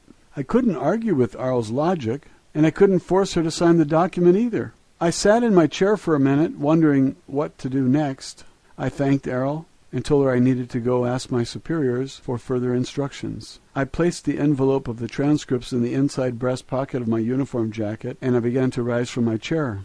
At that moment the door from the gallery room slammed open. 5 heavily armed military police rushed into the room. A man in a white laboratory coat followed closely behind them. He pushed a small cart that carried a box-shaped machine with a lot of dials on the face of it. Before I could act, 2 of the MPs grabbed Errol and held her firmly down on the oversized chair she had been sitting on since the first day of our interviews together. The other 2 MPs grabbed my shoulders and pushed me back down on my chair and held me there. The other MP stood directly in front of Errol, pointing a rifle directly at her, no more than 6 inches from her head. The man in the lab coat quickly wheeled the cart behind Errol's chair. He deftly placed a circular headband over Errol's head and turned back to the machine on the cart. Suddenly he shouted the word, "Clear!" The soldiers who were holding Errol released her. At that instant I saw Errol's body stiffen and shudder. This lasted for about 15 or 20 seconds. The machine operator turned a knob on the machine and Errol's body slumped back into the chair. After a few seconds he turned the knob again and Errol's body stiffened as before. He repeated the same process several more times. I sat in my chair being held down all the while by the MPs, and I didn't understand what was going on. I was terrified and transfixed by what was happening. I couldn't believe it. After a few minutes, several other men wearing white lab coats entered the room. They briefly examined Errol, who was now slumped listlessly in the chair. They mumbled a few words to each other. One of the men waved to the gallery window. A gurney was immediately rolled into the room by 2 attendants. These men lifted Errol's limp body onto the gurney, strapped her down across the chest and arms, and rolled it out of the room. I was immediately escorted out of the interview room by the MPs and taken directly to my quarters, where I was locked in my room with the MPs remaining at guard outside the door. After about half an hour there was a knock at the door of my quarters. When I opened it, General Twining entered, together with the machine operator in the white lab coat. The general introduced the man to me as Dr. Wilcox. He asked me to accompany him and the doctor. We left the room, followed by the MPs. After several twists and turns through the complex, we entered a small room where Errol had been wheeled on the gurney. The general told me that Errol and the domain were considered to be a very important military threat to the United States. Errol had been immobilized so that she could not depart and return to her base, as she said she would do in the interview. It would be a very grave risk to national security to allow Errol to report what she observed during her time at the base, so it had been determined that decisive action was needed to prevent this. The general asked me if I understood why this was necessary. I said that I did, although I most certainly did not agree that it was the least bit necessary, and I certainly did not agree with the surprise attack on Errol and me in the interview room. However, I said nothing about this to the general because I was very afraid of what might happen to me and Errol if I protested. Dr. Wilcox asked me to approach the gurney and stand next to Errol. Errol lay perfectly still and unmoving on the bed. I could not tell whether she was alive or dead. Several other men in white lab coats, who I assumed were also doctors, stood on the opposite side of the bed. They had connected 2 pieces of monitoring equipment to Errol's head, arms, and chest. One of these devices I recognized from my training as a surgical nurse as an EEG machine, which is used to detect electrical activity in the brain. The other device was a normal hospital room vital signs monitor, which I knew would be useless since Errol did not have a biological body. Dr. Wilcox explained to me that he had administered a series of mild electroshocks to Errol in an attempt to subdue her long enough to allow military authorities time to evaluate the situation and determine what to do with Errol. He asked me to attempt to communicate with Errol telepathically. I tried for several minutes but couldn't sense any communication from Errol. I couldn't even sense whether Errol was present in the body any longer. "I think you must have killed her," I said to the doctor. Dr. Wilcox told me that they would keep Errol under observation and I would be asked to return later to establish communication with Errol again.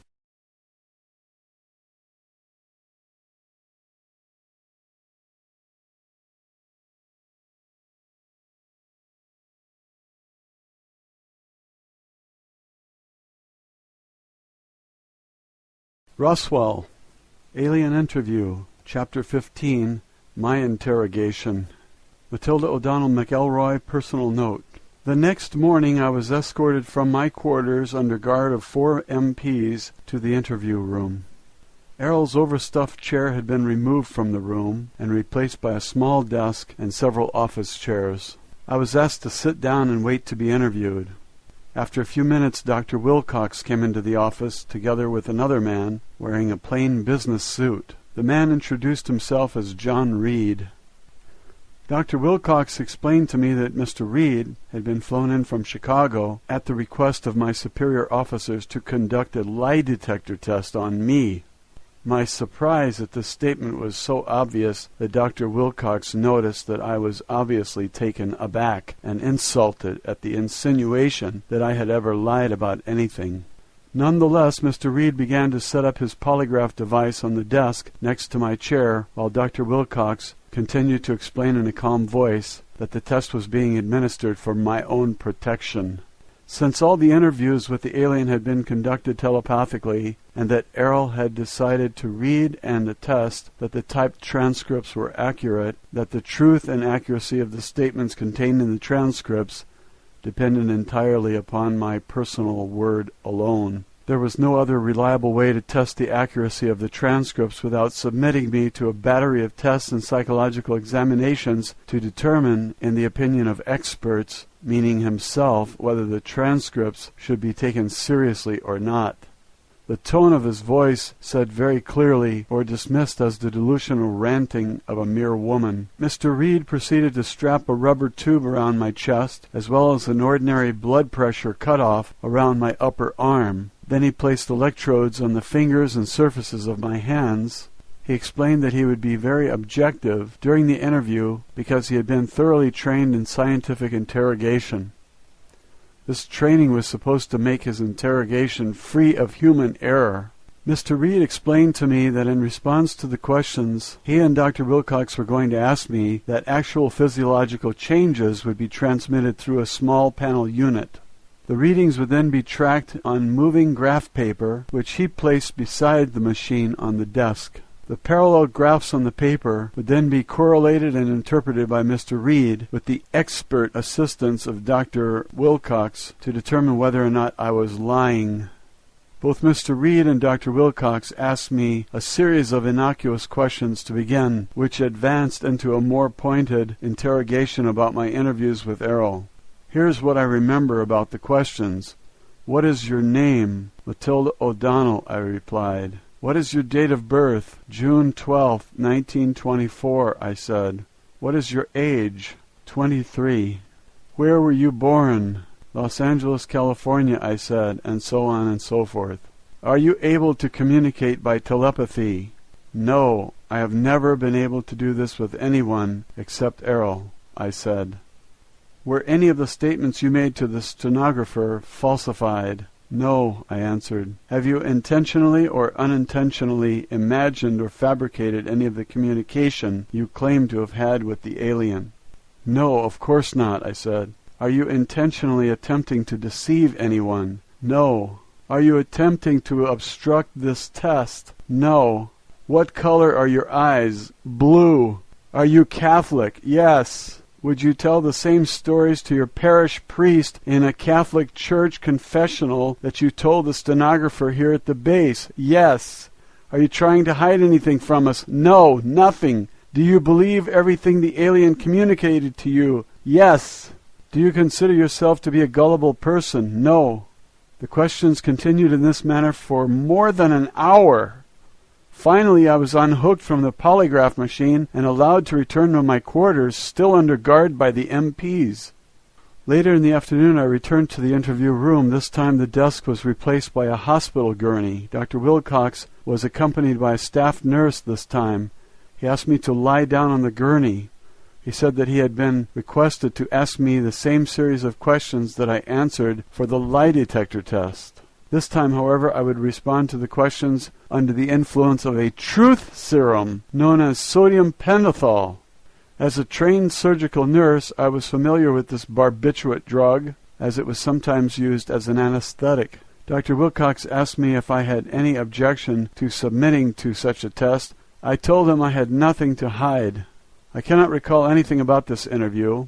I assumed that when I finished answering the questions, I was escorted back to my room by the MPs, with their assistance this time, as I was too wobbly and woozy from the drug to navigate by myself. However, I had a very peaceful sleep that night. Apparently neither of these interrogations yielded any suspicious results, as I was not asked any more questions after that. Thankfully, I was left alone during the rest of my time at the base.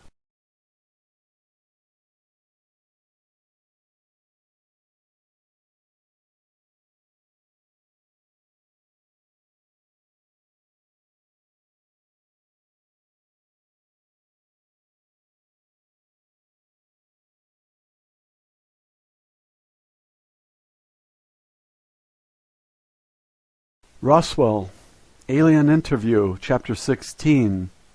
Errol departs. Matilda O'Donnell McElroy, personal note. I remained at the base mostly confined to my quarters for another 3 weeks after Errol had been incapacitated by Dr. Wilcox. Once a day I was escorted to the room where Errol lay on the bed, under continued surveillance by Dr. Wilcox and others.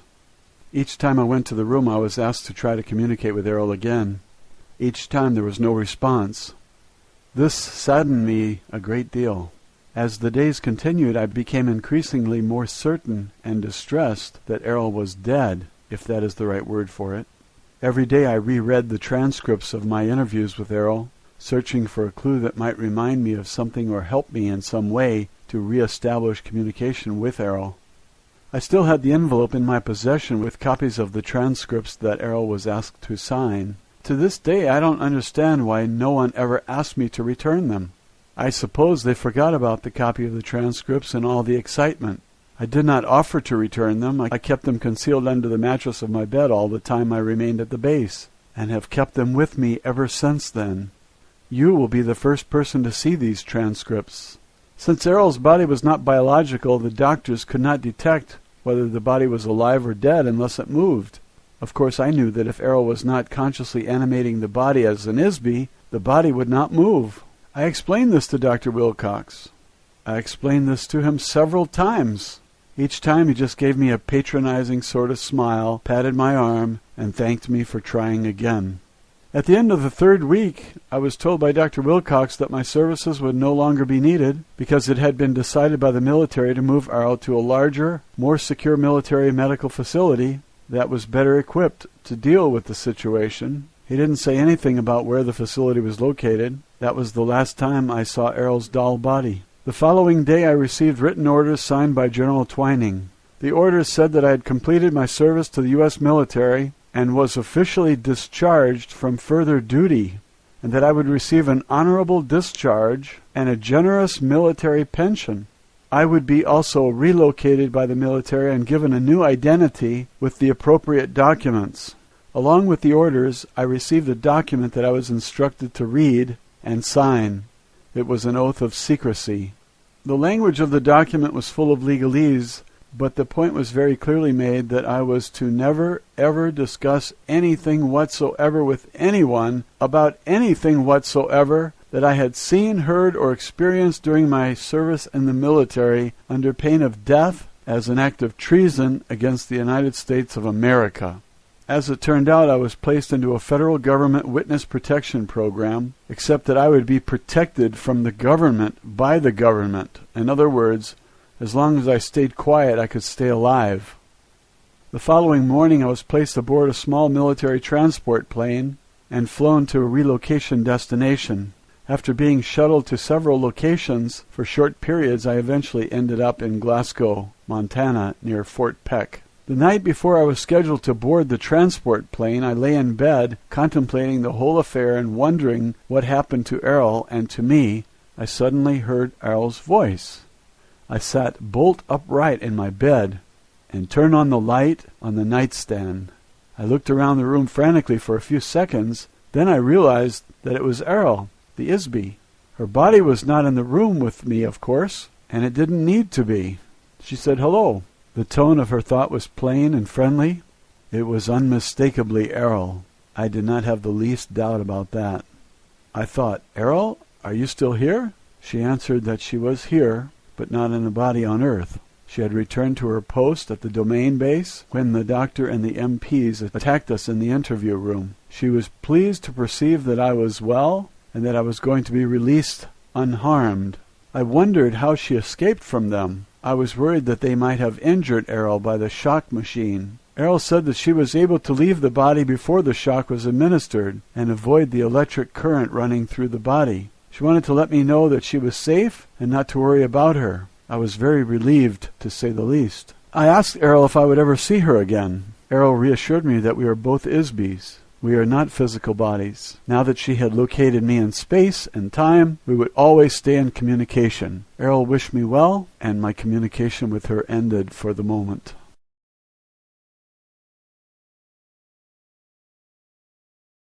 Roswell, alien interview, postscript from Mrs. McElroy.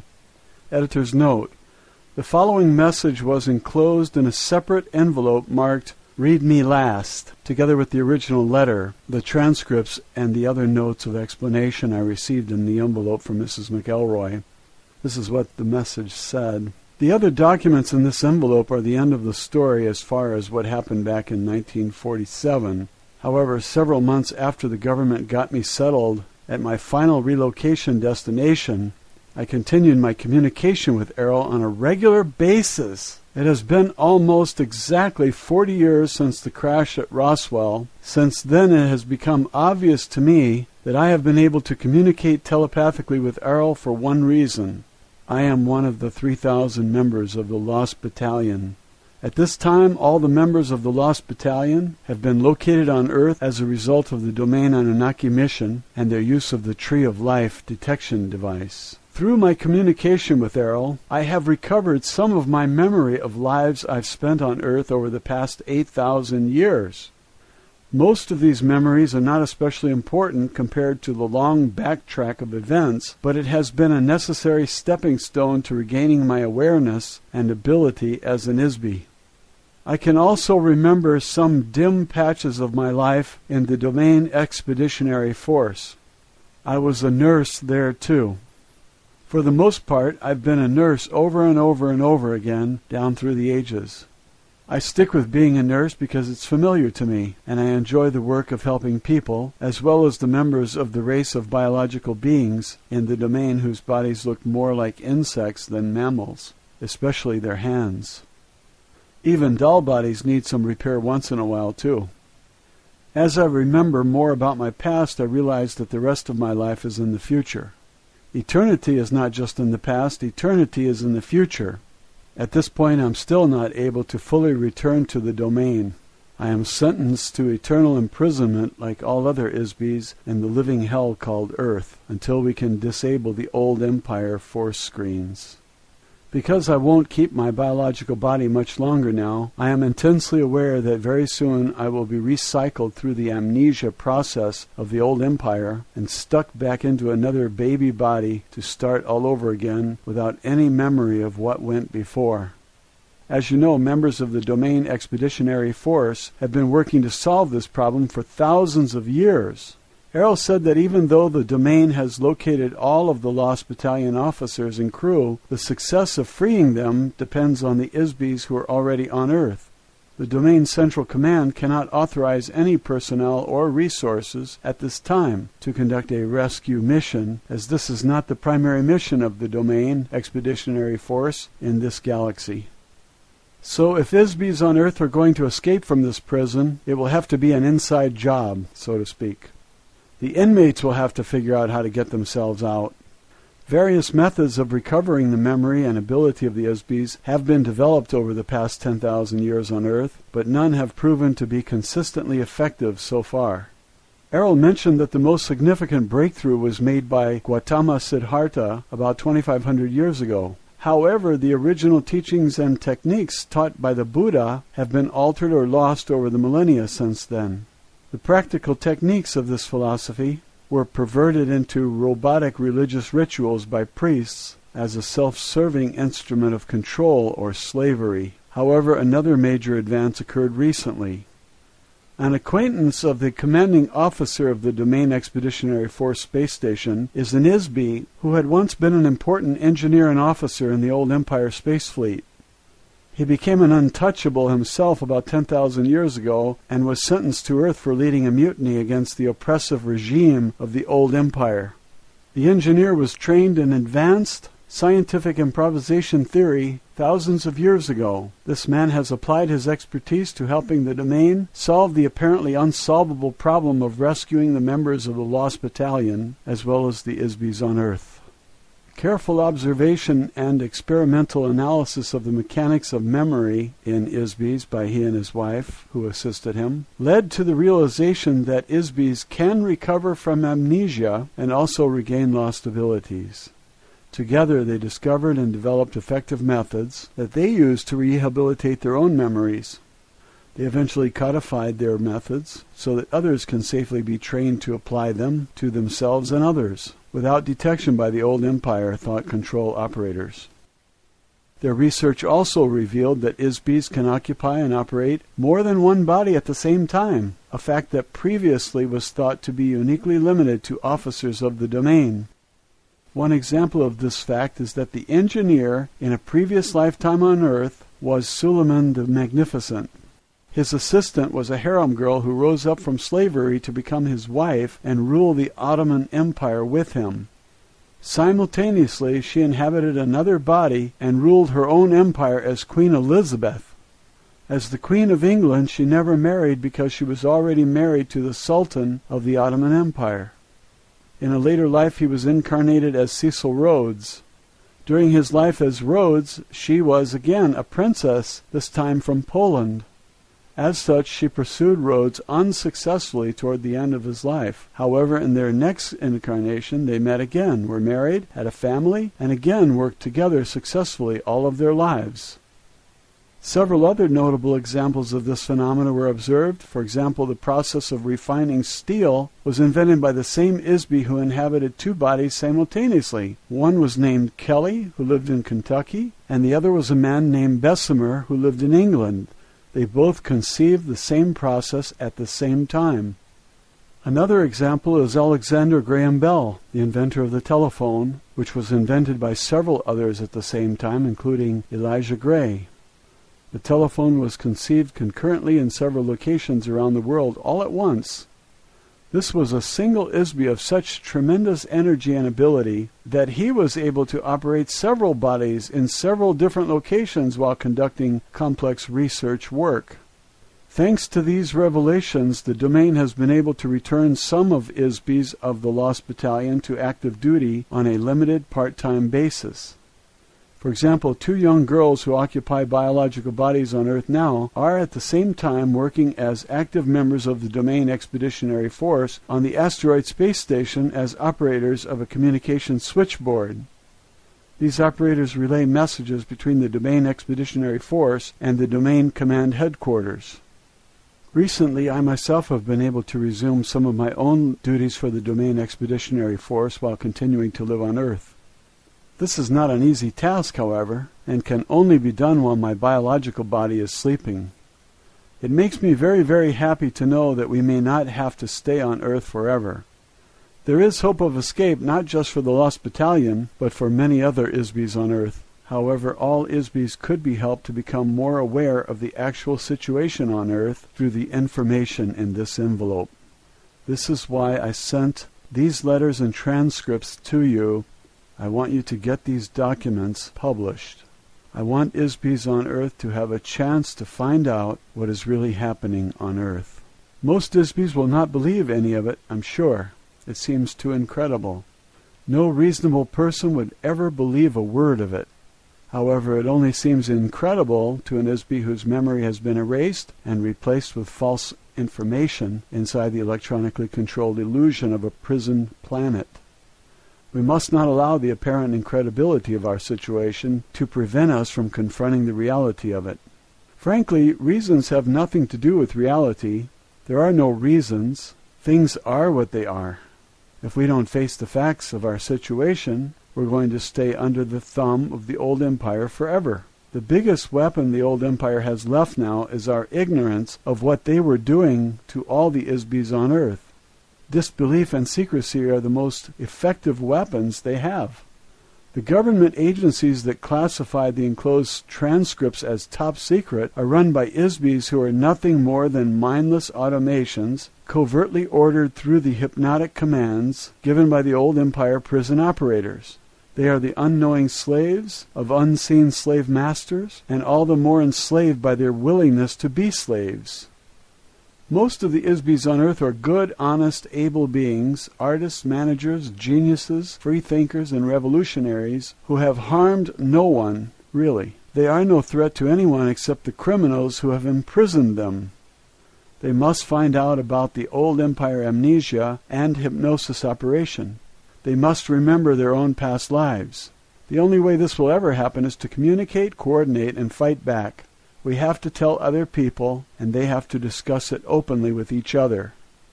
Communication is the only effective weapon against secrecy and oppression. This is why I'm asking you to tell this story. Please share these transcripts with as many people as you can. If the people of Earth are told what is really going on here, perhaps they will begin to remember who they are and where they came from. For now we can begin our own release and rescue with words. We can be free again. We can be ourselves again. Perhaps I will meet you in person, with or without a body, somewhere in our eternal future. Good luck to all of us. Matilda O'Donnell McElroy. End of Mrs. McElroy documents.